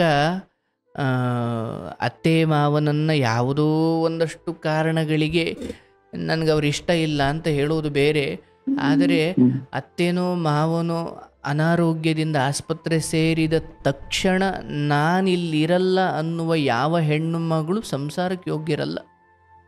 ಆಯ್ತಲ್ಲಪ್ಪ. ನನ್ನ ತಂದೆಗೆ ನೋವಾದರೆ ಅದು ನೋವು, ಬಟ್ ನನ್ನ ಮಾವನಿಗೆ ನೋವಾದರೆ ಅದು ನೋವಲ್ಲ ಅನ್ನೋ ಭಾವಿಸುವ ಮನುಷ್ಯ ಕುಲಕ್ಕೆ ಕಳಂಕ ಇವೆಲ್ಲ. ಇವು ಈಗ ಆಯ್ತಪ್ಪ, ಅಯ್ಯೋ ಅವಾಗೇನೋ ಗೊತ್ತಾಗ್ಲಿಲ್ಲ ರೀ, ಈಗ ನಮ್ಮ ಅಪ್ಪನ ವಿಚಾರವ, ನಮ್ಮ ಅಪ್ಪನ ನರಳಾಟ ಎಲ್ಲ ನೋಡಾದ್ಮೇಲೆ ನನಗೆ ಬುದ್ಧಿ ಬಂತು, ಈಗ ನನ್ನ ಅತ್ತೆ ಮಾವನ್ನ ನಾವು ನೋಡ್ಕೊಳ್ಳೋಣ, ಹಾಗಾಗಿ ಊರಿಗೆ ಹೋಗಿ ಬರೋಣ, ರಜೆ ಕೊಟ್ಟಾಗ ಹೋಗಿ ಬರೋಣ, ಹಿಂಗೆಲ್ಲ ಹೇಳಿದ ಈ ಮಾತುಕತೆ ಕೂಡ ಅವರ ಒಂದಷ್ಟು ಸಮಯದವರೆಗೆ ಏನೋ ಒಂಚೂರು ನಿಮ್ಮ ಜೊತೆ ಒಂಚೂರು ವಾಸ್ತವ್ಯ ಹೂಡ್ಲಿಕ್ಕೆ ಒಂದು ನೆಪ ಆಗಿತ್ತೆ ಹೊರತು, ಬಟ್ ಈಗ ಗೊತ್ತಾಗ್ತಿದೆ ಅದು ಸತ್ಯ ಅಲ್ಲ. ಆ ಭರವಸೆ, ಆ ಆಶ್ವಾಸನೆ ರಾಜಕಾರಣಿಗಳು ಕೊಟ್ಟಂಗೆ, ಎಲೆಕ್ಷನ್ ಟೈಮಲ್ಲಿ ಕೊಟ್ಟಂಗೆ ಆ ಸಮಯಕ್ಕೆ ಏನೋ ಒಂದು ಆನಂದ ಉಕ್ಕಿತ್ತು, ಹೇಳಿದ್ರು ಅಷ್ಟೇ. ಯಾವಾಗ ತಾಯಿ ಆದವಳು, ಇಲ್ಲ ಕಣವ, ಕಷ್ಟವೋ ಸುಖವೋ ಎಷ್ಟು ದೂರ ಬಂದುಬಿಟ್ಟಿದ್ದೀಯ, ಈಗ ನೀನು ಅತ್ತೆ ಮಾವನ್ ನೋಡ್ತೀಯೋ ಬಿಡ್ತೀಯೋ, ಅತ್ತೆ ಮಾವನ್ ನೋಡಲ್ಲ ಅನ್ನೋದು ಅವತ್ತು ಸಪ್ರೇಟು, ಅಥವಾ ಅಮ್ಮ ಅಥವಾ ಅತ್ತೆ ಜೊತೆ ಜಗಳ ಮಾಡಿಕೊಂಡು ಅಪ್ಪನ ಮನೆಗೆ ಹೋಗಿ ಗಂಡನ್ನು ಕರ್ಕೊಂಡು ಹೋಗಿ ಬದುಕಿದ್ದಿನಲ್ಲೇ ಅದು ಮುಗಿದೋಯ್ತು, ಅದು ಸಾಧ್ಯವೇ ಇಲ್ಲ. ಆದರೆ ನೀವು ಅಲ್ಲಲ್ಲಿ ತೆಗೆದುಕೊಂಡ ಒಂದಷ್ಟು ನಿರ್ಧಾರಗಳು, ಅಂದರೆ ಹೆಂಡತಿಗೆ ದೌರ್ಜನ್ಯ ಮಾಡಬಾರ್ದು ಗಂಡಸಾದವನು, ಆದರೂ ಒಂದು ಹಿಡಿತ ಇಡಬೇಕ್ರಿ. ಅದು ನಮ್ಮ ಅಮ್ಮನೋ ಅಪ್ಪನೋ ಅದು ಎಂಥದ್ದೇ ತಪ್ಪಿರಲಿ, ಅದು ಏನೇ ಇರಲಿ, ನನ್ನ ಹೆಂಡತಿಯ ಪರ ವಹಿಸೋಣ. ಆದರೆ ಈ ಹೆಂಡತಿ ಕರ್ಕೊಂಡು ಆಚೆ ಹೋಗೋದಿದೆಯಲ್ಲ, ನೀನೇ ನಿನ್ನ ಗುಂಡಿಯನ್ನು ತೋಡ್ಕೊಂಡಂಗೆ ಅದು. ಅವತ್ತು ತಂದೆ ತಾಯಿ ಬಂದು ಒಂದು ಬೆಳಗ್ಗೆ ಕದ ತೆಗೆದ ತಕ್ಷಣ ಬೆಳಗ್ಗೆ ಅವ್ರ ಮನೆ ಹತ್ರ ಬಂದು ನನ್ನ ಮಗನ ನಮ್ಮಿಂದ ದೂರ ಮಾಡಿದೆ ಅಂದ್ರೆ ಆ ಮಾತ್ರೊಳಗಡೆ ಇದ್ದ ಬಿಸಿ ಉಸಿರಿದೆಯಲ್ಲ, ಅದಕ್ಕೆ ನೀವು ಏನು ಚಕ್ಲ ಸುಳಿದು ಚರ್ಮ ಮಾಡಿಕೊಟ್ರು ಅವರ ಆ ಬೇಗೆಯನ್ನು ನೀವು ದೂರ ಮಾಡಲಿಕ್ಕೆ ಆಗಲ್ಲ. ಅಂದರೆ ಕಟ್ಕೊಂಡು ಹೆಂಡತಿ ಎಲ್ಲರನ್ನೂ ಬಿಟ್ಟು ಬಂದಿದ್ದಾಳಪ್ಪ, ಅವಳಿಗೆ ನಾವು ನಮ್ಮ ಅಮ್ಮನನ್ನು ಪರ ವಹಿಸ್ಕೊಂಡು ಹೆಂಡತಿಗೆ ನಾನು ವಿರುದ್ಧ ಮಾತಾಡಬಾರ್ದು. ಇಲ್ಲಿ ಹೆಂಡತಿ ಪರನೂ ತಾಯಿ ಪರನೂ ಅಲ್ಲ, ಸತ್ಯ ಧರ್ಮದ ಪರ. ಅಂಡ್ ಹಾಗಂತ ಕತ್ತಿ ಹಿಡ್ಕೊಂಡು ಹೊಡೆದಾಡಿ ಅಂತ ಅಲ್ಲ. ಅಮ್ಮನ ತಪ್ಪಿದ್ರೆ ಅಮ್ಮಂಗೆ ಬೈದು, ಹೆಂಡತಿಗೆ ತಪ್ಪಿದ್ರೆ ಹೆಂಡತಿಗೆ ಬೈದು. ಆದರೆ ಹೆಂಡತಿ ಜೊತೆ ಹೊರಗಡೆ ಕಾಲಿಡುವಷ್ಟು ಧೈರ್ಯ ಮಾಡಿದಾಗಲೇ ನೀವು ಅವ್ರ ಕಡೆಯವ್ರಿಗೆಲ್ಲ ಹಗುರಾಗೋದ್ರಿ. ಆಗ್ಲಿಂದ ನಿಮ್ಮ ಅವನತಿ ಶುರುವಾಯಿತು. ಇರಲಿ, ಏನು ಕಾಲದ ಮಹಿಮೆ, ವಿಧಿಯ ಕೈವಾಡ, ಇಲ್ಲಿವರೆಗೂ ಬಂದಿದ್ದೀರಾ. ಈಗೂ ನಿಮಗೂ ವಯಸ್ಸಿದೆಯೋ ಅವ್ರಿಗೂ ವಯಸ್ಸಿದೆಯೋ, ನಾನು ಹೇಳೋದು ಯಾಕೋ ಇಲ್ಲಿ ಆಗ ಬರ್ತಾ ಇಲ್ಲ. ಒಂದು ಈಗೆಗೆ ಸ್ವಯಂ ದುಷ್ಟಬುದ್ಧಿ ಇಲ್ಲ ಅಂದರೂ ಕೂಡ ಹೇಳಿಕೆ ಮಾತು ಕೇಳೋ ಬುದ್ಧಿ ಇದ್ದಾಗ ತಾನು ಕೆಟ್ಟರು ಅಥವಾ ಹೇಳಿಕೆ ಮಾತಿಂದ ಕೆಟ್ಟರು ಅದರ ಪರಿಣಾಮ ನಿನ್ನ ಮೇಲೆ ಬೀಳುತ್ತಲ್ಲಪ್ಪ,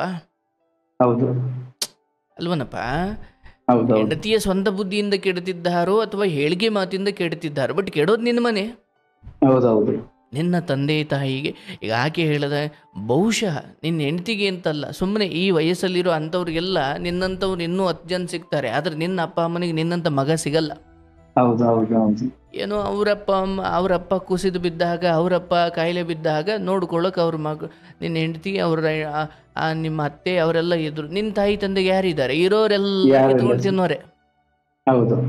ಹಿಂಗಿರ್ಬೇಕಾದ್ರೆ ಆಟ ಓಡಿಸ್ಕೊಂಡು ಜೀವನ ಮಾಡ್ತಿದ್ದೀರಿ, ಈ ಹೆಣ್ಮಗಳು ಬಿಟ್ಟು ಹೋಗಿದ್ದಾಳೆ. ಬಟ್ ನಾನು ಹೇಳೋದು, ನೀವು ಬಿಡಿಸ್ಕೊಂಡು ನಾನು ನೆಮ್ಮದಿಯಾಗಿರ್ತೀನಿ, ನಾನು ನೆಮ್ಮದಿಯಾಗಿರೋದಷ್ಟೇ ಅಲ್ಲ, ಆಕೆನೂ ನೆಮ್ಮದಿಯಾಗಿರ್ತಾಳೆ, ಕೂಡಿಸುವ ಉದ್ದೇಶ ನನಗೂ ಇದೆ. ಬಟ್ ಇಲ್ಲಿ ಅವ್ರ ಮನೆಯವರು, ನಿಮ್ಮ ಮನೆ ಕಡೆ ಪಾಪ ತಂದೆ ತಾಯಿ ಅವರು ಕುಡಿತಕ್ಕೆ ಅದು ಯಾಕೆ ಬಲಿಯಾದರು ಅಥವಾ ಅವ್ರು ಯಾಕೆ ಹಂಗಾದರು, ಅದು ಮುಗಿದ ಕತೆ. ಅವ್ರದ್ದು ಭಾಳ ನಡೆಯುವಂಥ ಕಾಲ ಇಲ್ಲ, ಅವ್ರು ಬಿದ್ದೋಗೋ ಜೀವಗಳವೆಲ್ಲ, ಆಯಿತಾ. ಬಟ್ ಅವ್ರ ಮನೆ ಕಡೆ ಅವರ ಅಮ್ಮ, ಅರ್ಥಾತ್ ನಿಮ್ಮ ಅತ್ತೆ ಅಥವಾ ಅಲ್ಲಿ ಮದುವೆ ಮಾಡಿಸಿದವರು, ಇವರೆಲ್ಲರೂ ಯಾಕೋ ನೀನು ವಿರುದ್ಧವಾಗಿ ಇದ್ದಾರೆ ಎಂದಾಗ ಇದು ತುಂಬಾ ಸೌಖ್ಯವಾಗಿ ಭವಿಷ್ಯವನ್ನು ಕಟ್ಕೊಳ್ಳೋಕೆ ಆಗದೆ ಇರುವಂತಹ ವಾತಾವರಣ. ಸರ್ ನಾನ್ ಕೇಳಿದೆ ಲಾಸ್ಟ್ ಟೈಮ್ ಬಿಟ್ಟು ಬರ್ಬೇಕಾದ್ರೆ, ನೋಡಮ್ಮ ನಿಮ್ಗೆ ಇಷ್ಟ ಇಲ್ಲ ಅಂತ ಹೇಳಿದ್ರೆ ಆಯ್ತು, ಒಂದ್ ಕಡೆ ಕೂತ್ಕೊಳ್ಳೋಣ, ನಿಮ್ಗೆ ಇಷ್ಟ ಇಲ್ಲ ಅಂತ ಹೇಳಿದ್ರೆ ಡೈವರ್ಸ್ ತಗೋಬಿಡೋಣ, ಅದೇನ್ ನಿನ್ಗೆ ಮೇಂಟೆನೆನ್ಸ್ ಕೊಡ್ಬೇಕಾಗುತ್ತೆ, ಕೋರ್ಟ್ ಏನ್ ಹೇಳುತ್ತೋ ಅದನ್ನ ಕೊಡಕ್ ರೆಡಿ. ನನಗೂ ಒಂದ್ ಜೀವನ ಇದೆ, ಒಂದ್ ಜೀವನ ಕಟ್ಕೊಬೇಕು, ಇರೋ ನನ್ನ ಒಬ್ಬ ಮಗ, ನನ್ ಮನೇಲೂ ಬೆಳಕಾಗ್ಬೇಕು ಅಂತ ನಾನು ತುಂಬಾ ಆಸೆ ಕಟ್ಕೊಂಡ್ರು ಸರ್, ಒಂದ್ ಒಳ್ಳೆ ಜೀವನ ಮಾಡ್ಬೇಕು ಅಂತ ಹೇಳಿ. ನನ್ ಈ ತರ ಮಾಡ್ಬೇಡ ಅಂತ ಹೇಳಿ ಕೇಳಿದಿಕ್ಕೆ ಅವ್ಳು ಒಂದೇ ಮಾತು ಹೇಳಿದ್, ನಮ್ದು ಒಂದ್ 3 ಎಕರೆ ಜಮೀನ್ ಇದೆ, ನಮ್ದು ಅಂದ್ರೆ ನಂದಲ್ಲ, ನಮ್ ತಾತಂದು, ನನ್ಗೆ 1.5 ಎಕರೆ ಜಮೀನ್ ಕೊಡು, ನಿಂಗೆ ಡೈವರ್ಸ್ ಕೊಡ್ತೀನಿ ಅಂತ ಕೇಳಿದ್ರು. ನೋಡಪ್ಪ, ನಾನು ಹೇಳೋದು ಈ ವಿಚಾರದಲ್ಲಿ ಆ ಹೆಣ್ಣುಮಗಳು ನಿಮ್ಮದು ಏನು ಒಂದು ತಪ್ಪು ಆಯ್ಕೆಯೋ ಗೊತ್ತಿಲ್ಲ, ಬಟ್ ಇಲ್ಲಿ ಮಕ್ಕಳಾಗಿಲ್ಲ ಅನ್ನೋ ಇದೊಂದು ಕಾರಣ. ಮತ್ತೆ ನಿಮಗೆ ಯಾಕೋ ಆಗ ಬರ್ತಿಲ್ಲ. ಮಕ್ಕಳಾಗಿದ್ದಾಗ ದೂರ ಆಗೋಕೆ ಮನ್ಸೊಪ್ಪಲ್ಲ.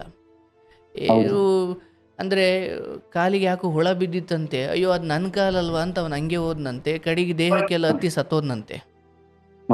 ಹುಳ ಬಿದ್ದಿದ್ದು ನನ್ನ ಕಾಲೇ ಆದರೂ ಕೂಡ ಉಳದ ಮೇಲೆ ಅಂದರೆ ಹುಳ ತೆಗೆದು ಹಾಕದೆ ಇರೋದಕ್ಕೆ ಕಾರಣ ಅದು ನನ್ನ ಕಾಲ ಮೇಲಿದೆ, ಹಾಗಾಗಿ ನನ್ನ ಕಾಲಲ್ವಾ. ಅಂದರೆ ಕಾಲಿನ ಮೇಲಿನ ಪ್ರೀತಿಗೋಸ್ಕರ ಜೀವ ಇಡೀ ದೇಹಕ್ಕೆ ಹುಳ ಹರಡ್ಲಿಕ್ಕೆ ಬಿಡಬಾರ್ದಲ್ಲಪ್ಪ. ಹಂಗೆ ಕೆಲವೊಮ್ಮೆ ಮಕ್ಕಳಾದಾಗ ಮಕ್ಕಳ ಮೇಲಿನ ಪ್ರೀತಿಗೆ ಇವ್ರ ಜೀವನವನ್ನೇ ಸುಟ್ಟಾಕೊಂಡ್ಬಿಡ್ತಾರೆ.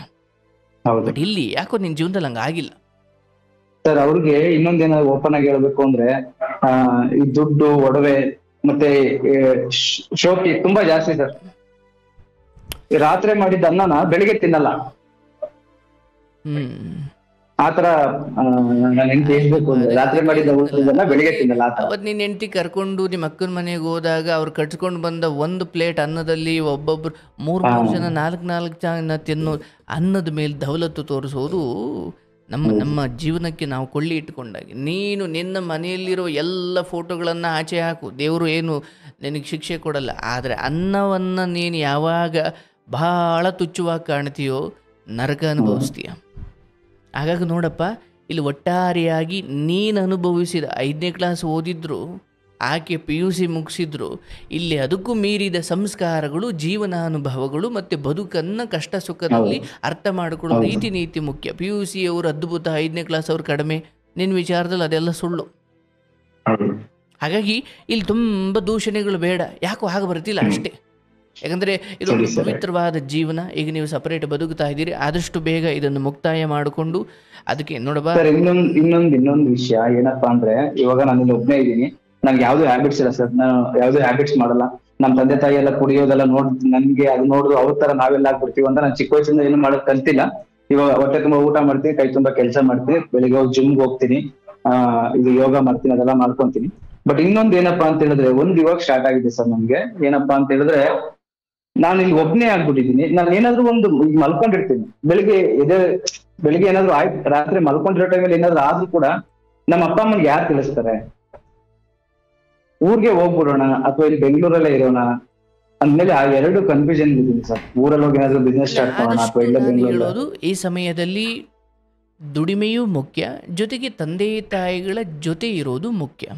ಆದರೆ ಇಲ್ಲಿ ನೀವು ಇಲ್ಲಿದ್ದು ದುಡಿಮೆ ಮಾಡಿಕೊಂಡು ಅಲ್ಲಿಗೆ ಹಣ ಕೊಟ್ಟುಕೊಂಡು ಇನ್ನೂ 1 ವರ್ಷ 2 ವರ್ಷ ಇದನ್ನು ಕಾನೂನಾತ್ಮಕವಾಗಿ ಬಿಡುಗಡೆ ಮಾಡಿಕೊಂಡು ಸ್ವಲ್ಪ ದುಡಿಮೆ ಮಾಡ್ಕೊಂಡು ನಿಮ್ಮ ತಂದೆ ತಾಯಿ ತುಂಬ ಮನಸ್ಸಿನಿಂದ ಇಲ್ಲಪ್ಪ ನೀನು ಅಲ್ಲಿರು, ಹಾಗಾಗಿ ಬಂದು ಹೋಗು, ನಾವಿಲ್ಲಿ ಮಿಕ್ಕಿದ್ದು ನಾವು ಮಾಡ್ಕೊಳ್ತೀವಿ ಅಥವಾ ನಮ್ಮ ಬದುಕನ್ನು ನಾವು ನಡೆಸ್ಕೊಳ್ತೀವಿ, ಆಗಲ್ಲ ಅಂದಾಗ ನಿನ್ನನ್ನು ಕರಿತೀವಿ, ಆಗಬಾರಪ್ಪ ಅಂತ ಅವರೇ ತುಂಬ ಮನಸ್ಸಿನಿಂದ ಹೇಳಿದ್ರೆ, ಯಾಕಂದ್ರೆ ಇಲ್ಲಿ ನೀವು ಮಾಡೋ ದುಡಿಮೆ ಅಲ್ಲಿ ಮಾಡ್ಲಿಕ್ಕೆ ಆಗದೆ ಇರ್ಬೋದು. ಹೌದು ಹೌದು ಹೌದು ಯಾಕಂದರೆ ಇಲ್ಲಿ ಬೇರೆ ಒಂದು ಮದುವೆ ಆಗಲಿಕ್ಕೂ ನಿಮಗಿಲ್ಲ ಅವಕಾಶಗಳು ಅಥವಾ ದಾರಿಗಳು ಕಾಣ್ತವೆ. ಕಾನೂನು ವಿಚಾರದಲ್ಲಿ ಓಡಾಡ್ತಿದ್ದೀರಾ, ಅದಕ್ಕೂ ದಾರಿ ಇದೆ. ದುಡಿಮೆಗೂ ಹೌದು ಯಾಕಂದರೆ ಬೆಂಗಳೂರು ಅಂದರೆ ಎಲ್ಲದಕ್ಕೂ ಒಂದು ಅದ್ಭುತವಾದ ತಾಣ. ಹೌದು ನಾನು ಹೇಳೋದು ಇದೆಲ್ಲ ಮುಕ್ತಾಯ ಮಾಡಿ ಇನ್ನೊಂದು ದಾರಿ ನೋಡಿಕೊಂಡು ಆಮೇಲೆ ಪರ್ಮನೆಂಟಾಗಿ ಹೋಗಿ, ಇಲ್ಲ ಅವ್ರನ್ನ ಇಲ್ಲಿ ಕರೆಸ್ಕೊ, ಇಲ್ಲ ನೀನು ಅಲ್ಲಿಗೆ ಹೋಗು, ಆದರೆ ಅವರು ನಿಮ್ಮ ಜೊತೆ ಇರೋದು ಬಹಳ ಮುಖ್ಯ. ಈಗ ನೀನು ಯೋಚನೆ ಹೌದು ಮಾಡ್ತೀಯಪ್ಪ, ನನಗೆ ಹಿಂಗೆ ಆದಾಗ ಅವ್ರಿಗೆ ಹೇಳೋಕ್ಕೂ ಆಗಲ್ಲ, ನನಗೇನು ತೊಂದರೆ ಆದರೆ ಅವ್ರಿಗೆ ತಿಳಿಸೋಕ್ಕೂ ಯಾರೂ ಇಲ್ಲ. ಅವ್ರಿಗೇನು ಹೌದು ಆದರೂ ಕೂಡ ತಿಳಿಸೋಕೆ ಇನ್ನೊಬ್ಬ ಮಗ ಇದ್ದಾನ ಅಂದ್ರೆ ಒಟ್ಟಿನಲ್ಲಿ. ಅಕ್ಕಪಕ್ಕದಲ್ಲಿ ನಮ್ ದೊಡ್ಡಪ್ಪ ಚಿಕ್ಕಪ್ಪ ಅವರೆಲ್ಲ ಇದಾರೆ, ಏನಾದ್ರು ಆಯ್ತು ಅಂತ ಹೇಳಿದ್ರೆ ಅವ್ರು ಯಾವಾಗ ನಮ್ಗೆ ಫೋನ್ ಮಾಡ್ತಾರೆ. ಯಾರನ್ನು ನಂಬೇಡಪ್ಪ ನೀನು, ಹ್ಮ್ ಹ್ಮ್ ಜೊತೆ ಇರಬೇಕು. ಬಟ್ ಈಗ ಓಕೆ ಯಾಕೋ ನಿಮ್ಮದೇ ದಾಂಪತ್ಯ ಜೀವನ ಯಾಕೋ ಹಿಂಗೆ ಆಗಿದೆ. ಸ್ವಲ್ಪ ಕಾನೂನು ಹೌದು ವಿಚಾರವಾಗಿ ಕೋರ್ಟ್ಗೆ ಏನ್ಕೋ ಹೋಗಬೇಕಿರುತ್ತೆ. ಮತ್ತು ದುಡಿಮೆಯೂ ಕೂಡ ಹೌದು ಚೆನ್ನಾಗಾಗಿ. ಈಗ ತಂದೆ ಹಂಗಾದಾಗಲೆಲ್ಲ ಕರ್ಕೊಂಡು ಬಂದು ತೋರಿಸಿ ಕಳಿಸೋ ಶಕ್ತಿ ಎಲ್ಲಿ ಬಂತು? ಬೆಂಗಳೂರಲ್ಲಿ ಇದ್ದಿದ್ದಕ್ಕೆ ಬಂತು. ಹೌದು ಹೌದು ಇಲ್ಲೇ ಇರು, ದುಡಿ, ಸರಿ ಫಿಟ್ನೆಸ್ ಮೇಂಟೈನ್ ಹೌದು ಮಾಡ್ಕೊ, ಆರೋಗ್ಯ ಕಾಪಾಡ್ಕೊ. ತಾಯಿ ಸರಿ ತಂದೆಗೆ ಏನೋ ಆದಾಗ, ಈಗ ನಮ್ಮ ಕೈಲಿ ಆಗೋದೇ ಇಲ್ಲಪ್ಪ ನೀನು ಬರಲೇಬೇಕು ಅಂದಾಗ ನಿನ್ನಷ್ಟೇ ದುಡಿಮೆ ಇದ್ರು ಬಿಟ್ಟು ಅಲ್ಲಿಗೋಗಿ ಬದುಕಬೇಕಷ್ಟೇ. ಬಟ್ ಅವ್ರು ಸರಿ ಇನ್ನೂ ಸರಿ ಆ ಹೇಳೋ ರೇಂಜಿಗೆ ಬಂದಿಲ್ಲ. ಸರಿ ಏನೋ ಅವ್ರ ದಿನ ಬೆಳಗಿನ ದಿನಚರಿಯನ್ನು ಅವ್ರು ಸ್ವತಂತ್ರವಾಗಿ ನೋಡ್ಕೊಳ್ಳೋಷ್ಟು ಶಕ್ತಿ ಈಗ ಸದ್ಯಕ್ಕಿದೆ ಅವ್ರಿಗೆ ಅಲ್ವಾ? ಹೌದು ಸೊ ಹೌದು ಇದೆ ಇದೆ ಈಗಲೇ ಹೋಗಿ ಅಲ್ಲಿ ಕೂತ್ಕೊಳ್ಬೇಡಿ. ಈಗ ಹೌದು ನನಗೇನೋ ಆದರೂ ಏನು ಮಾಡೋದು ಅವ್ರಿಗೆ, ಯಪ್ಪ ಈ ಆಲೋಚನೆಗಳೇ ನಮ್ಮ ಬದುಕನ್ನು ಹಾಳು ಮಾಡೋದು. ಅದು ನೋಡಪ್ಪ, ಹೌದು ಯಾರನ್ನು ನಂಬ್ಕೊಂಡು ಯಾರೂ ಇಲ್ಲಪ್ಪ, ಆಯ್ತಲ್ಲ? ಹೌದು ನಿಮಗೇನು ಆದರೂ ವಾಸನೆ ಬಂದಾಗ ಜನನೇ ಎತ್ತಾಕ್ತಾರೆ. ಹೌದು ಹೌದು ಬೀದಿಲಿ ಸತ್ತೋಗೋ ನಾಯಿಗಳು ಹಂಗೆ ಯೋಚನೆ ಮಾಡಿ ಮಲಗಿರ್ತಾವ. ಅಯ್ಯೋ ಇಲ್ಲ ಇಲ್ಲಿ ಸರ್. ಮಲಗಿ ನಾವು ಸತ್ತೋದ್ರೆ ಯಾರಾದರೂ ಆ ಲಾರಿಗಳು ಮೇಲೆ ಹೋದ್ರೆ ಒಬ್ನೇ ನಮ್ಮನ್ನು ಯಾರು ಒಂದೊಂದ್ ಟೈಮ್ ಎತ್ತಾಕ್ತಾರಪ್ಪ? ಒಂದೊಂದ್ ಟೈಮ್ ಅನ್ಸುತ್ತೆ ಒಬ್ನೇ ಆಗ್ಬಿಟ್ನಲ್ಲ. ನನ್ ಯಾರತ್ರ ಇಲ್ಲ ಕೆಲವು ಟೈಮ್ ತುಂಬಾ ಜನ ಇದ್ರು ಸರ್, ಊಟ ಆಯ್ತಾ ಅಂತ ಕೇಳಕ್ ತುಂಬಾ ಜನ ಇದ್ರು. ಇವತ್ತಿನ ದಿನಕ್ಕೆ ಒಬ್ಬ ಇಲ್ಲ ಸರ್, ಒಬ್ರು ಇಲ್ಲ ಊಟ ಆಯ್ತಾ ಅಂತ ಕೇಳೋದು. ಸರ್, ಆ ನಾನು ತರ ಹೇಳ್ತೀನಿ, ಪರಿಸ್ಥಿತಿ ಅರ್ಥ ಬಂದ್ಬಿಟ್ಟಿದೆ. ಮಾಡ್ಕೊಳ್ಳಿ. ಬಹುಶಃ ಹ್ಮ್ ಅವತ್ತಾವತ್ತು ಒಂದು ದಿವಸ ಬಿಡುವಿಲ್ಲದ ಫೋನ್ ಕಾಲ್ಗಳು ಬರ್ತಿದ್ವೋ ಏನೋ ನಿಮ್ಮ ಹೌದು ಜೀವನದಲ್ಲಿ. ಹೌದು ಇವತ್ತು ಹೌದು ಒಂದು ಮೆಸೇಜ್ ಇಲ್ಲ, ಕಂಪ್ನಿಯವರು ಬಿಟ್ಟರೆ ನನಗೆ ಯಾರೂ ಫೋನ್ ಮಾಡಲ್ಲ ಅನ್ನೋ ಆ ಒಂಟಿತನ ಜೀವನದ ಎಲ್ಲರಿಗೂ ಬರುತ್ತೆ. ಇವನ್ ಹೌದು ನನ್ನ ಬದುಕಲ್ಲೂ ನಾನು ಅದು ಅನುಭವಿಸಿದ್ದೀನಿ. ಮತ್ತು ನನಗೆ ಇವತ್ತು ಅನಿಸಿದೆ, ಅದು ಶಾಪ ಅಲ್ಲ. ಹಾ ಹಾ ಅರ್ಥ ಮಾಡ್ಕೊಳ್ಳದೆ ಇರೋ ಸ್ವಾರ್ಥದ ಜನಗಳೇ ಸುತ್ತ ಇರೋದಕ್ಕಿಂತ ಒಂಟಿಯಾಗಿರೋದೇ ಬೆಟರು. ಹಾ ಹಾ ಯಾಕಂದರೆ ಕಿತ್ತು ತಿನ್ನುವ ಜನಗಳ ನಡುವೆ ಉತ್ತರ ಹೇಳಿ ಹೇಳಿ ಹೇಳಿ ಸರಿ ಮಾಡಿಕೊಂಡು ಅವ್ರು ಕಿತ್ಕೊಂಡು ಹೋಗೋದು, ನಾನು ಮತ್ತೆ ಸರಿ ಮಾಡ್ಕೊಳ್ಳೋದು. ಒಂದು ಹಂತ ಆದಮೇಲೆ ನನಗೊಂದು ಸ್ವಾಭಿಮಾನ ಹುಟ್ಟಬೇಕಲ್ವಾ? ಹೌದು ಇಲ್ಲ, ಯಾವುದೂ ಕೂಡ ಇಲ್ಲಿ ನಿಮ್ಮ ಸೇವೆಗೋಸ್ಕರ ಹುಟ್ಟಿ ಬಂದಿಲ್ಲ. ಎಲ್ಲರೂ ಅವರವರವರವರ ಪಾಲಿನ ನಾಟಕವನ್ನು ಚೆನ್ನಾಗಿ ಮಾಡ್ತಿದ್ದಾರೆ. ಹೌದು ಹೌದು ಅವ್ರ ದೃಷ್ಟಿಯಲ್ಲಿ ನಾನು ಕೆಟ್ಟವನು, ನನ್ನ ದೃಷ್ಟಿಯಲ್ಲಿ ಅವ್ರು ಕೆಟ್ಟವಳು. ಯಾಕಂದರೆ ಈ ಜಗತ್ತಲ್ಲಿ ಯಾರ ದೃಷ್ಟಿಯಲ್ಲೂ, ಇನ್ನು ಒಬ್ಬರ ದೃಷ್ಟಿಯಲ್ಲಿ ನೀನು ಹೀರೋ ಆದರೆ ಇನ್ನೊಬ್ಬರ ಸ್ಟೋರಿಯಲ್ಲಿ ನೀನು ವಿಲನ್ನು.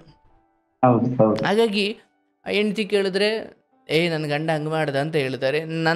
ನಿಮ್ಮನ್ನು ಕೇಳಿದ್ರೆ ಹೆಂಡ್ತಿ ಹಿಂಗೆ ಮಾಡಿದ್ಲು ಅಂದರೆ ಇದು ನಿಮ್ಮ ಜೀವನ ಅಂತಲ್ಲ, ಬದುಕಿರೋದೇ ಹಾಗೆ. ಎಲ್ಲರ ದೃಷ್ಟಿಯಲ್ಲೂ ಅವ್ರವ್ರಿಗೆ ಈ ಜಗತ್ತಲ್ಲಿ ತುಂಬ ಚೆನ್ನಾಗಿರೋರು ಯಾರು ಅಂದರೆ ಅವ್ರವ್ರ ದೃಷ್ಟಿಯಲ್ಲಿ ಅವರವರೇ.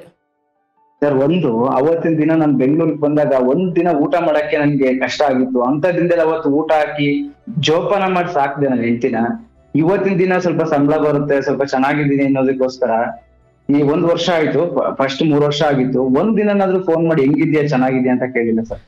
ಇಲ್ಲಪ್ಪ, ಎಲ್ಲಿವರು ಯಾವಾಗ ಅದು ಆಸ್ತಿ ಅಂತ ಬಂತೋ ಅಲ್ಲಿಗೆ ಅದು ಮುಕ್ತ. ಅಂದರೆ ನನ್ನ ಪ್ರಕಾರ ನನ್ನ ತಂದೆ ತಾಯಿ ಮದುವೆ ಆಗಿ ಬಂದ ಹೆಣ್ಣು ಮಗಳು ನನ್ನ ತಂದೆ ತಾಯಿಯನ್ನು ಬಿಟ್ಟು ಇನ್ನೊಂದು ಕಡೆ ಹೋಗೋಣ ಅಂತ ಹೇಳಿದ ಮರುಕ್ಷಣವೇ ನನ್ನ ಪಾಲಿಗೆ ಆಕೆ ಸತ್ಲು.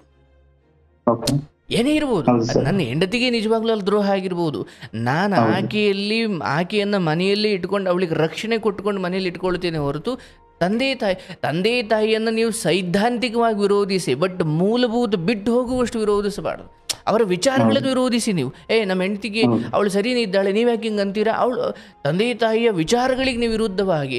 ಆದರೆ ಅವರ ಇಡೀ ಬದುಕಿನ ತೇದು ನಮ್ಮನಿಗೆ ಇಲ್ಲಿ ತಂದಿರ್ತಾರಲ್ಲ, ಬಿಟ್ಟು ಹೋಗ್ಬಿಟ್ರೆ ಹೌದು ಅದೆಲ್ಲ ನಿರ್ನಾಮ ಅಲ್ವಾ? ಹೌದು ಇದೆಲ್ಲ ಶಾಪಗಳು. ಅವತ್ತು ನಾನೇ ಹೌದು ಅದು ಹೆಂಡ್ತಿ ಸುಳ್ಳು ಹೇಳಿಳೋ ಸತ್ಯ ಹೇಳಿಳೋ, ಇವನ್ ಏನೇ ಆಗಿರ್ಲಪ್ಪ, ನಿನ್ನ ಹೆಂಡ್ತಿನೇ ಸರಿ ಇರಲಿ ಅನ್ಕೊಳ್ಳ, ನಾನು ಹೌದು ಇವರಿಬ್ಬರನ್ನ ವಯಸ್ಸಾದವರನ್ನ ಬಿಟ್ಟು ಅವಳಿಂದ ಹೋಗುವುದಾದ್ರೆ ಅವಳು ನನ್ನನ್ನು ಬಿಟ್ಟು ಹೋದ್ಲು ಅಷ್ಟೇ. ಹೌದು ನೀವು ತಂದೆ ತಾಯಿಗೆ ಮಾಡಿದ್ದನ್ನು ಅವಳು ನಿಮಗೆ ಮಾಡಿದ್ಲು ಅಷ್ಟೇ. ಹೌದು ಹೌದು ಇಲ್ಲಿ ತರಿ ತಪ್ಪುಗಳ ಲೆಕ್ಕ ಹಾಕೊಂಡು ಕೂತ್ಕೊಳ್ಳೋಷ್ಟು ಜೀವನ ದೊಡ್ಡದಿಲ್ಲ. ಯಾಕೋ ಇವ್ರಿಗೆ ಹೌದು ನಾವು ಇಷ್ಟ ಆಗುತ್ತಾ ಇಲ್ವಾ, ತೊಂದರೆ ಇಲ್ಲ. ಎಂತೆಂಥವ್ರೆ ಮೂರು ಮಕ್ಳನ್ನ ಸಾಕೊಂಡು ಗಾರ್ಮೆಂಟ್ಸ್ಗೆ ಹೋಗ್ಕೊಂಡು ಕಸ ಮುಸುರು ತಿಕ್ಕೊಂಡು ಬದುಕ್ತಿರೋ ವೀರ ಹೆಣ್ಮಕ್ಳೇ ಇದ್ದಾರೆ. ನಿಮ್ಗೇನಾಗಿದೆ? ಹೌದು ಸರ್. ಇಲ್ಲ ಸರ್, ಇಲ್ಲ, ನಾನು ನಿಮ್ ಶೋಗಳು ನೋಡಿದಾಗೆಲ್ಲ ನಂಗೆ ಅದೇ ಅನ್ಕೊಂತೀನಿ, ಅವರ ಜೀವನ ಮಾಡ್ತಿದ್ರೆ ನನ್ಗೇನಾಗಿದೆ, ಕೈ ಕಾಲಲ್ಲಿ ನೆಟ್ಟಿಗೆ ಇದ್ದಾವೆ, ಚೆನ್ನಾಗಿದ್ದೀನಿ, ಏನಪ್ಪಾ ಅಂದ್ರೆ ಓದಿಲ್ಲ ಅಷ್ಟೇ, ಇನ್ನೆಲ್ಲ ನಂಬರ್ 1 ಇದ್ದೀನಿ ನಾನು, ಏನಕ್ಕೆ ನಾನು ತಲೆ ಕೆಡಿಸ್ಕೊಬೇಕು ಅಂತೇಳಿ ಅದು ಯೋಚನೆ ಮಾಡ್ತೇನೆ. ಓದಿಗಿಂತ ಮುಖ್ಯವಾಗಿ ಸಂಸ್ಕಾರ ಇದೆ. ಅಂಡ್ ನೋಡಿ, ಇನ್ನೊಂದು ಮದುವೆ ಆಗೋದೇ ನಿಮ್ಮ ಜೀವನದ ದೊಡ್ಡ ಗುರಿ ಅಲ್ಲ. ಯಾಕಂದ್ರೆ ಈ ಮದುವೆಯ ವಿಚಾರದಲ್ಲಿ ಹೊಂದ್ಬಿಟ್ಟಿದ್ದೀರಾ, ನೆಕ್ಸ್ಟ್ ಬರೋವೆಲ್ಲ ಹೆಚ್ಚು ಕಡಿಮೆ ಇದಕ್ಕಿಂತ ವರ್ಷ್ಟು ಅಂತ ಅಲ್ಲ, ಹೆಚ್ಚು ಕಡಿಮೆ ಎಲ್ಲರಲ್ಲೂ ವಿಷಯ ಇದ್ದಿದ್ದೆ. ಇದಕ್ಕಿಂತ ಅದ್ಭುತ ಸಿಗುತ್ತದೆ ಅಂತಲೂ ಏನಿಲ್ಲ. ಅದು ದೊಡ್ಡ ಗುರಿ ಅಲ್ಲ. ಸಂಪಾದನೆ ಮಾಡಿ, ಈಗ 45ಕ್ಕೂ ಮದುವೆ ಆಗ್ಬೋದು ದುಡ್ಡಿದ್ರೆ. ನನ್ನ ತಂದೆ ಅದೇ ಹೇಳ್ತೀನಪ್ಪ, ನನ್ನ ತಂದೆ ತಾಯಿ ಊರಿಂದ ಅಪ್ಪ ನಾವು ಹಿಂಗಾಗ್ಬಿಟ್ಟಿದೀವಿ ಕಣಪ್ಪ ಅಂತ ಫೋನ್ ಮಾಡಿದಾಗ ನಾನು ATM ಅಲ್ಲಿ ಬರ ಹಣ ಎಣಿಸಿ ಅವ್ರನ್ನ ಕರ್ಕೊಂಡ್ಬಂದು ಕಳಿಸೋವಷ್ಟು ಯೋಗ್ಯತೆ ನಾನು ಉಳಿಸ್ಕೊಳ್ಬೇಕು. ಅಷ್ಟೇ ಜೀವನದ ಪರಮ ಗುರಿ. ನನಗೇನು ಆದರೆ, ತಾಯಿ ತಂದೆಗೇನು ಆದರೆ ಅವ್ರನ್ನ ಆಸ್ಪತ್ರೆಗೆ ಸೇರಿಸಿ ಅವ್ರನ್ನ ಸರಿ ಮಾಡಿ ಅವ್ರಿಗೆ ನಾನು ಸೇವೆ ಮಾಡುವಷ್ಟು ನನ್ನ ಹತ್ರ ಹಣಕಾಸು ಇರಬೇಕು. ಅದಿದ್ದರೆ ಹೆಂಡ್ತಿ ಮಕ್ಕಳು ಬಂಧು ಬಳಗ ಮನಿ ಎಲ್ಲದಕ್ಕೂ ಉತ್ತರ ಅನ್ನೋದು ಒಂದು ಕಾಲ ಇದೆ. ಅದಕ್ಕೆ ಮೀರಿ ನೆಮ್ಮದಿ ಅದು ಆನಂತರದ ವಿಚಾರ. ಸೊ ಮೊದಲು ಈಗ ಆಯಿತು, ನಿಮ್ಮದೇ ಒಂದು ಸ್ವಂತ ಮನೆ, ನಿಮ್ಮದೇ ಒಂದು ಕಾರು, ನಿಮ್ಮದೇ ಒಂದು ಮಿನಿಮಮ್ ಕೆಲವು ವಿಚಾರಗಳಿದ್ದು ಬಿಟ್ಟಿದ್ರೆ ಹೆಂಡ್ತಿಂಗ್ ಹೋಯ್ತಿಲ್ಲ ನಾವು ಹೆಂಡ್ತಿಂಗೆ ಇಲ್ಲ. ಹಾಗಾಗಿ ನಾನು ಹೇಳೋದು, ಆಕೆದೇನು ತಪ್ಪಿದೆಯೋ ನಿಮ್ಮದೇನು ತಪ್ಪಿದೆಯೋ ನನಗೆ ಬೇಡ. ಬಟ್ ಒಟ್ಟಿನಲ್ಲಿ ಯಾಕೋ ಒಟ್ಟು 8 ಮನೆ ಮಾಡಿದ್ದೀರಿ ಇಲ್ಲಿವರೆಗೂ, ಅಥವಾ 7 ಮನೆನೂ 6 ಮನೆನೂ ಮಾಡಿದ್ದೀರಿ. 4 ಸರಿ ಬಿಟ್ಟು ಹೋಗೋದು, 4 ಸರಿ ಕರ್ಕೊಂಡ್ ಯಾವ ಒಂದು ಇಲ್ಲ 4 ಅಲ್ಲ, ಸುಮಾರು ಒಂದು 7-8 ಸರಿನೇ ಆಗಿದೆ. ಬಟ್ ಟೈಮ್ ಇಲ್ಲ ಅಂತ ಕಮ್ಮಿ ಹೇಳಿದ್ದೀನಿ. ಅದೇ ಹೇಳಿದ್ದೀನಿ. ಸೊ ಇಷ್ಟು ಆಯ್ತು, ಏನೇ ಒಂಚೂರು ಬಟ್ಟೆಯನ್ನು ಹೊಲ್ದು ಇಕ್ಕೊಂಬೋದು, ಇಡೀ ತೀರಾ ಹರಿದೋಯ್ತು ಅಂದಾಗ ಅದನ್ನೇ ಅದು ಹೊಲ್ದು ಎಷ್ಟು ಹೊಲಿತೀಯಪ್ಪ ಅದನ್ನ? ಬೇಡ. ಮಾನ ಮುಚ್ಚೋಕೆ ಇನ್ನೊಂದು ಬಟ್ಟೆ ಬರುತ್ತೆ, ತೊಂದರೆ ಇಲ್ಲ. ತೀರಾ ಬಟ್ಟೆ ನಮ್ಮ ಮಾನ ಮುಚ್ಚಬೇಕೆ ಹೊರತು ಹಾಕೊಂಡಿರೋ ಬಟ್ಟೆಯೇ ನಮ್ಮ ಮರ್ಯಾದೆ ತೆಗಿಬಾರ್ದು ಅಲ್ವಾ? ಬಟ್ಟೆ ನಮ್ಮ ಮಾನ ಮುಚ್ಚಬೇಕೆ ಹೊರತು ಆ ಮಾನ ಮುಚ್ಚೋ ಬಟ್ಟೆಯೇ ನಮ್ಮ ಮಾನ ತೆಗಿಯೋ ಅಂತ ಆದ್ರೆ ಅದಕ್ಕೆ ಏನು ಅರ್ಥವಿದೆಯಪ್ಪ? ಬೇಡ. ನಾಟ ಓಡಿಸು, ದುಡಿಮೆ ಮಾಡ್ಕೊ, ತಾಯಿ ತಂದೆಗೆ ಅಮ್ಮ ನಾನು ನಗ್ತಾ ಇದ್ದೀನಿ, ಖುಷಿಯಾಗಿದ್ದೀನಿ, ನೀವೇನು ಯೋಚನೆ ಮಾಡಿಬಿಡಿ, ನೀವು ಖುಷಿಯಾಗಿರಿ, ಡೈವರ್ಸ್ ಆಗುತ್ತೋ ಬಿಡುತ್ತೋ, ಇರೋದೊಂದು ಪುಟ್ಟು ಜೀವನ. ನಾನು ನನ್ನಿಂದ ಏನು ತಪ್ಪಾಯಿತು ಕಂಡುಕೊಳ್ಬೇಕು, ತಿದ್ದುಕೊಳ್ಬೇಕು. ಆಗಿಲ್ಲ ಬರೀ ಅವರಿಂದನೇ ತಪ್ಪಾಯಿತು, ಕ್ಷಮಿಸಬೇಕು, ಆಯ್ತವ ನೀನು ಬಂದ ಕಡೆ ಚೆನ್ನಾಗಿರು ಅಂತ ಹೇಳಬೇಕು. ಅಂದರೆ ಇದರಿಂದ ಯಾರ ಕೈವಾಡ ಇದೆ ಏನಿದೆ ಎನ್ಕ್ವೈರಿ ಮಾಡಿ ನಾವು ಏನು ಮಾಡ್ಕೊಳಂಗಿದ್ದೀವಿ? ಕರ್ಮಕ್ಕೆ ಬಿಟ್ಬಿಡು. ಯಾವುದು ನನ್ನಿಂದ ಶಿಕ್ಷೆ ಕೊಡೋಕ್ಕಾಗಲ್ವೋ, ದೇವ್ರೇ ನೀನು ನೋಡ್ಕೊಳ್ಳಪ್ಪ, ನಿನ್ನ ಅವಳು ತಪ್ಪಿದ್ರೆ ಅವಳಿಗೆ ಕೊಡು, ನನ್ನ ತಪ್ಪಿದ್ರೆ ನನಗೆ ಕೊಡು ಅಂದುಕೊಂಡು ಈ ಹೆಣ್ಣುಮಗಳ ವಿಚಾರದಲ್ಲಿ ಒಳ್ಳೆದಾಗಲವ ಅಂತ ಹೇಳಿ ಅದನ್ನು ತ್ಯಜಿಸಿ ನಿನ್ನ ತಂದೆ ತಾಯಿ ನೋಡ್ಕೊಳ್ಳಿ. ಇನ್ನು ವಯಸ್ಸಿದೆ, ಇನ್ನು 31-32ವರೆಗೂ ಸ್ವಲ್ಪ ದುಡಿಮೆ ಕಡೆ ಗಮನ ಕೊಟ್ಟುಕೊಂಡು ಚೆನ್ನಾಗಿ ದುಡಿಮೆ. ಇಲ್ಲ ಸರ್, ದುಡಿಮೆ ಮತ್ತೆ ಅಪ್ಪ ಅಮ್ಮ ನನ್ನ ಜೀವನದ ಬಗ್ಗೆ ಏನು ತೊಂದರೆ ಇಲ್ಲ ಸರ್, ಚೆನ್ನಾಗೇ ಇದೀನಿ ಸರ್. ದುಡಿಮೆನೂ ಚೆನ್ನಾಗಿ ಮಾಡ್ತೀನಿ, ಅಪ್ಪ ಅಮ್ಮನೂ ಚೆನ್ನಾಗಿ ನೋಡ್ಕೊಂತೀನಿ, ಲಾಯಲ್ ಆಗಿದ್ದೀನಿ ಸರ್. ಹೇಳ್ಬೇಕು ಅಂದ್ರೆ ಈ ಸಮಯದಲ್ಲಿ ಹೇಳೋದು ಈಕೆ ಬಗ್ಗೆನೋ ಈಕೆ ಅಮ್ಮನ ಬಗ್ಗೆನೋ ಹೆಣ್ಣು ನೋಡಿ ಮಾಡಿಕೊಟ್ಟು ಹೆಣ್ಣು ನೋಡಿದವ್ರ ಬಗ್ಗೆ ಯಾರ ಬಗ್ಗೆಯೂ ದ್ವೇಷ ಬೇಡ. ದ್ವೇಷ ಮಾಡೋದು ಅಂದ್ರೆ ಅದರ ಅರ್ಥ ಅವ್ರ ಮುಂದೆ ನಾವು ಸೋಲೊಪ್ಕೊಂಡಂಗೆ. ಯಾಕೆಂದ್ರೆ ದ್ವೇಷ ಅನ್ನೋದು ಅವ್ರನ್ನ ಕೊಲ್ಲಲ್ಲ, ಅದು ನನ್ನನ್ನು ಕೊಲ್ಲುತ್ತೆ. ಯಾಕಂದ್ರೆ ಮತ್ತೊಂದು ಹೆಣ್ಣು ಹುಡುಕಿ ನಾನು ಇನ್ನೊಂದು ಬದುಕು ಕಟ್ಕೊಳ್ಬೇಕು ಕಡೆ ಗಮನ ಕೊಡ್ಬೇಕೆ ಹೊರತು ಹರಿದೋಗಿರೋ ಬಟ್ಟೆ ಬಗ್ಗೆನೇ ಅಳ್ತಾ ಕೂತ್ಕೊಂಡ್ರೆ ಹೊಸ ಬಟ್ಟೆ ಹೊಲಿಸ್ಕೊಳ್ಬೇಕು ನಾನು. ಅದು ನನ್ನ ಬದುಕು. ಅಯ್ಯೋ ಹಿಂಗೆ ಬಂದ್ಬಿಟ್ರು, ಎಲ್ಲ ಹಿಂಗೆ ಮಾಡಿಬಿಟ್ರು, ಇಲ್ಲ, ಇದೊಂದು ಅನುಭವ. ಯಾಕಂದರೆ ಇಂತಹ ವಿಚಾರಗಳಲ್ಲಿ ಈಗಾಗಲೇ ಒಂದು ಮದುವೆ ಆಗಿದೆ, ಹಿಂಗಾಗಿದೆಯಂತೆ ಒಂದು ಅಂದಾಗ ಎರಡನೇವರು ಯಾವುದೋ ಒಂದು ಪಾಪ ಗಂಡ ತೀರ್ ಹೋಗಿರ್ಬೋದು, ಅಥವಾ ಒಂದು ಮಗು ಇರ್ಬೋದು, ಅಥವಾ ಯಾವುದೋ ಬಡವ್ರ ಮನೆ ಹೆಣ್ಮಕ್ಳಾಗಿರ್ಬೋದು. ಇಲ್ಲಿ ಅಂತಿಮವಾಗಿ ಸೌಂದರ್ಯವೋ ಹಣಕಾಸೋ ಇನ್ನೇನೂ ಅಲ್ಲ, ನಾನು ದುಡಿತೀನಪ್ಪ, ಮನೇಲಿ ಇದ್ದುಕೊಂಡು ಜೀವನ ಮಾಡ್ಕೊಂಡು ಹೋದರೆ ಸಾಕು ಅನ್ನೋ ಒಂದು ಹೆಣ್ಮಗಳನ್ನ ಮದುವೆ ಆಗಬೇಕು. ಸೊ ಅದು ಹುಡುಕಾಟದಲ್ಲಿ ನಿಮಗೆ ಯಶಸ್ಸು ಸಿಗುತ್ತೆ, ಒಳ್ಳೇದಾಗುತ್ತೆ. ಮೊದಲು ಇದನ್ನು ಮುಕ್ತಾಯ ಮಾಡ್ಕೊಳ್ಳದೆ ಇನ್ನೊಂದು ಕಡೆ ಬೇಡ. ಇಲ್ಲ ಸರ್, ಇಲ್ಲ, ಅದಕ್ಕೆ ಹೋಗಿಲ್ಲ ಸರ್. ನಾನು ಬೇರೆ ಇದು ಕ್ಲಿಯರ್ ಆಗದಿರ ನಮ್ಮ ಮನೇಲಿ ಈಗಲೂ ಹೇಳ್ತಾರೆ, ಇಲ್ಲ ಮಾಡ್ಕೋ, ನಮ್ಮ ಮಕ್ಳು ಬೇಡವಾ, ಹಂಗೆ ಇದು ಅದು ಅಂತ ಏನೋ ಹೇಳ್ತಾರೆ. ಬಟ್ ನಾನು ಒಂದೇ ಹೇಳೋದು, ಇದು ಕ್ಲಿಯರ್ ಆಗದೆ ನಾನು ಬೇರೆ ಕಡೆ ಹೋಗಲ್ಲ. ಇಲ್ಲಿ ಸೆಂಟ್ರಲ್ ಉಳ್ಕೊಂಡು ಈ ಸೆಂಟ್ರಲ್ ಉಳ್ಕೊಂಡು ಇನ್ನೊಂದು ಹೆಣ್ಮಗು ಜೀವನ ಹಾಳು ಮಾಡಂಗಾಗುತ್ತೆ. ಇದು ಕ್ಲಿಯರ್ ಆಗೋರ್ಗು ನಾ ಇನ್ನೊಂದು ತಲೆ ಹಾಕಲ್ಲ. ಆಗ್ಲಿ, ಆ ಹೆಣ್ಮಕ್ಳಿಗೆ ಒಳ್ಳೇದಾಗ್ಲಿ, ವಾಟ್ ಎವರ್ ಇಟ್ ಈಸ್.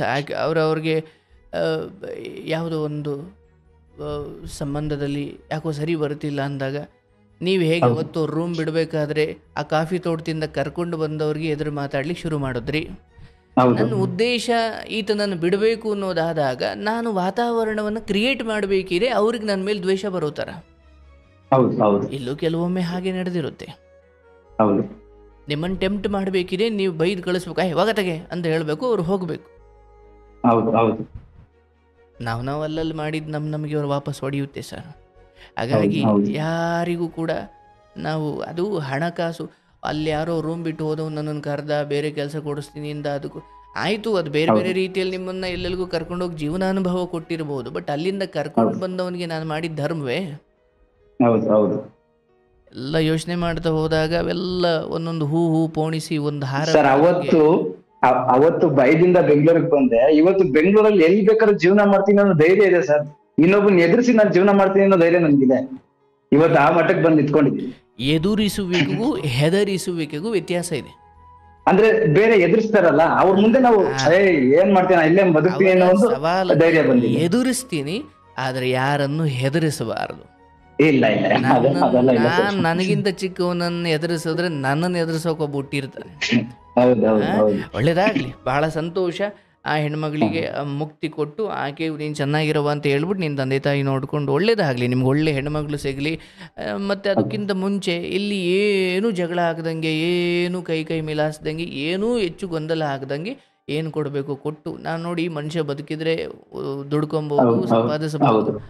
ಆದರೆ ತುಂಬ ಗೊಂದಲ ಮಾಡಿಕೊಂಡು ಬೇರೆ ಯಾರೋ ನಿಮ್ಮ ಕಡೆ ತಿರುಗು ನೋಡಿದಷ್ಟು ನಿಮ್ಮ ವ್ಯಕ್ತಿತ್ವ ಹಾಳು ಮಾಡ್ಕೊಳ್ಬೇಡಿ ಇವ್ರ ಜೊತೆ ಎಲ್ಲ ಸೇರಿ, ಆಯ್ತಾ? ಇಲ್ಲ ಸರ್, ಇಲ್ಲ. ನಾನು ಒಂದ್ ಹೇಳೋದು ಸರ್, ಈ ಕಾರ್ಯಕ್ರಮ ಮೂಲಕ ನಾನು ಒಂದ್ ಹೇಳೋದು ಸರ್, ಈ ತರ ದ್ವೇಷ ಅನ್ನೋದು ಇಟ್ಕೊಂಡು ನಾನು ಹೇಳ್ತೀನಿ ತುಂಬಾ ಸರಿ ಹೇಳಿದೀನಿ. ನೋಡಿ, ನಿಮ್ಗೂ ನನ್ಗೂ ಅಂಡರ್ಸ್ಟ್ಯಾಂಡಿಂಗ್ ಆಗ್ಲಿಲ್ಲ ಅಂದ್ರೆ ಕೋರ್ಟ್ಗೆ ಹೋಗೋಣ, ಡೈವರ್ಸ್ ತಗೊಳ್ಳೋಣ, ನೀನು ಮದುವೆ ಮಾಡ್ಕೊಂತೀಯ, ಇನ್ನೊಂದ್ ಮಾಡ್ಕೊಂಡು ನಿನ್ ಜೀವನ ನೀನ್ ಮಾಡು, ನನ್ ಜೀವನ ನಾನ್ ಮಾಡ್ತೀನಿ, ಹಂಗಂತ ನಾನು ನಿಂಗೆ ಮೋಸ ಮಾಡಲ್ಲ. ಕೋರ್ಟ್ ಅಲ್ಲಿ ಏನ್ ಹೇಳ್ತಾರೋ ಅದನ್ನ ನಾನು ನಿಂಗೆ ಕೊಡ್ತೀನಿ, ಏನ್ ಮೇಂಟೆನೆನ್ಸ್ ಕೊಡ್ಬೇಕು ಅದ್ ನಿನಗೆ ಕೊಡ್ತೀನಿ ಅಂತ ಧರ್ಮವಾಗಿ ಕೇಳಿದೀನಿ ಸರ್. ಆದ್ರೂ ದ್ವೇಷ ಸಾಧಿಸ್ತಾರ. ಒಬ್ಬೊಬ್ಬನೇ ಮಕ್ಳಿರೋರ್ಗೆ ಈ ತರ ಬದುಕ್ಬೇಕು, ಜೀವನ ಕಟ್ಕೋಬೇಕು ಅನ್ನೋ ಆಸೆ ಇರೋರ್ಗೆ ಈ ತರ ಮಾಡ್ತಾರಲ್ವಾ?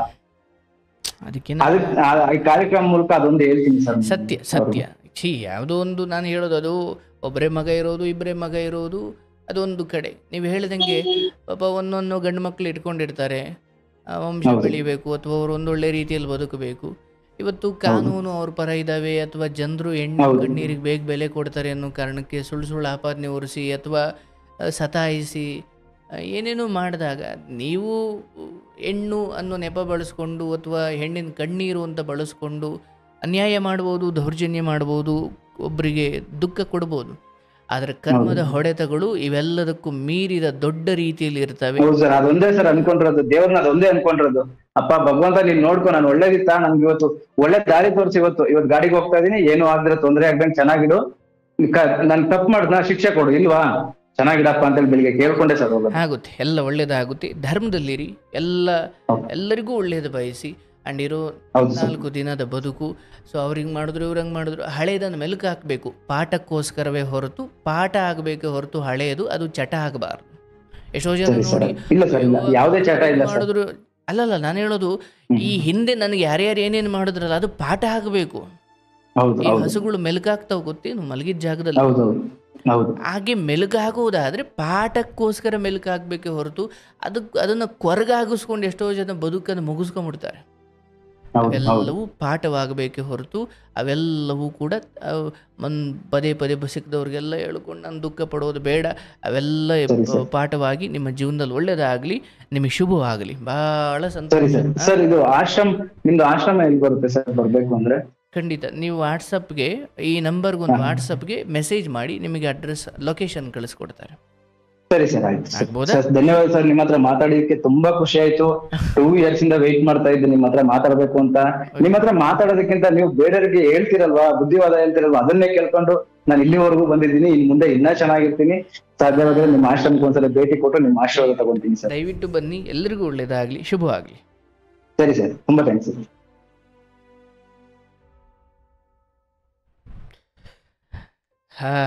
ಗೋವಿಂದ ಪಾಪ ಅವರವ್ರ ನಡುವೆ ಏನೇನು ನಡೆದಿದೆಯೋ. ಆದರೆ ನಾನು ಹೇಳೋದು, ಆ ಹೆಣ್ಮಗಳು 5-6 ಸತಿ ಬಿಟ್ಟು ಹೋಗೋದು ತುಂಬ ಯಾಕೋ ಬದುಕೋಕೆ ಸಾಧ್ಯವೇ ಇಲ್ಲ ಅವ್ರ ಜೊತೆ ಅಂದಾಗ ನಾನು ಹೇಳ್ತೀನಿ, ತುಂಬ ನೋವು ಕೊಡೋಕೆ ಹೋಗಬೇಡಿ.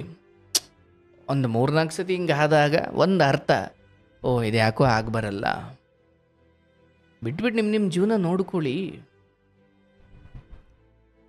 ನನಗನ್ಸುತ್ತೆ ಗಂಡನ ಜೊತೆಗೇ ಇದ್ದು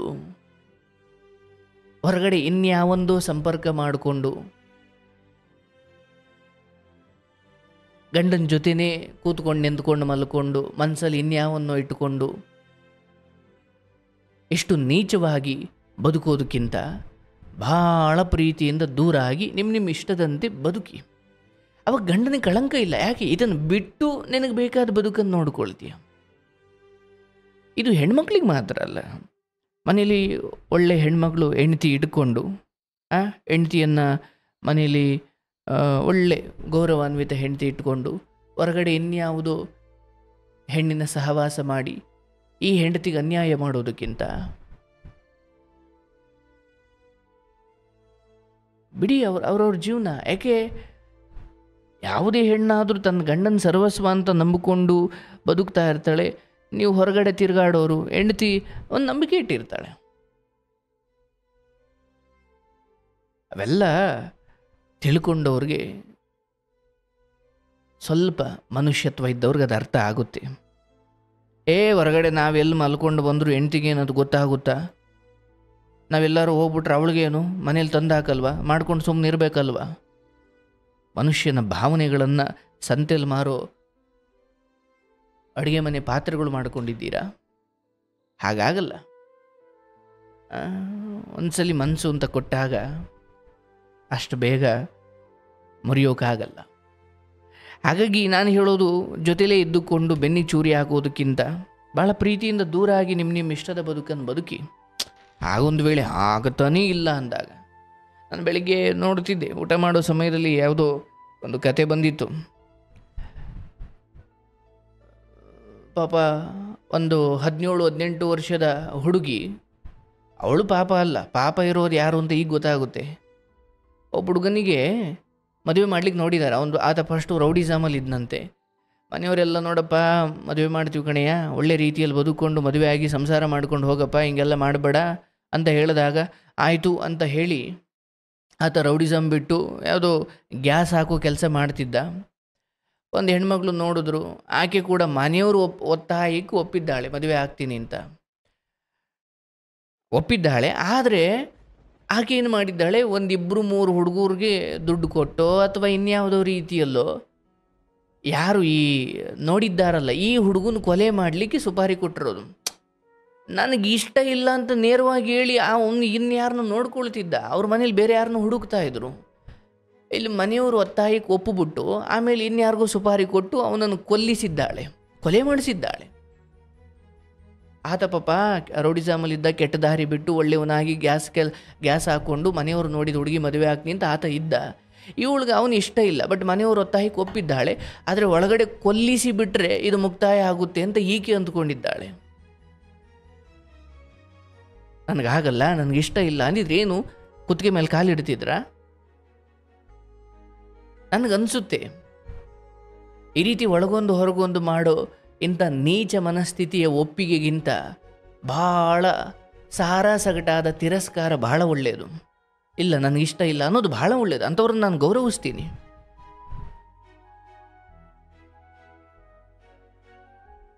ಮನೇಲಿ ಯಾರೋ ಹುಡುಗನ ನೋಡಿದ್ದಾರೆ, ನಿಮ್ಗೆ ಇಷ್ಟ ಇಲ್ಲ, ಹೊರಗಡೆ ನಿಮ್ದೇನೋ ಕತೆಗಳಿದ್ದಾವೆ ಅಂದಾಗ, ಇಲ್ಲ ನನಗಿಷ್ಟ ಇಲ್ಲ ಅಂತ ಹೇಳಿ ಅದನ್ನು ಬಿಟ್ಟುಬಿಟ್ಟು ಅವನು ಪಾಪ ಆ ಹುಡುಗನಿಗೆ ಸುಪಾರಿ ಕೊಟ್ಟು ಕೊಲೆ ಮಾಡಿಸಿ ಈಗ ಜೈಲಲ್ಲಿ ಮುದ್ದೆ ಮುರಿತೀರ, ಜೀವನ ಪೂರ್ತಿ ಕಳಂಕ ಹೊತ್ಕೊಳ್ತೀರ.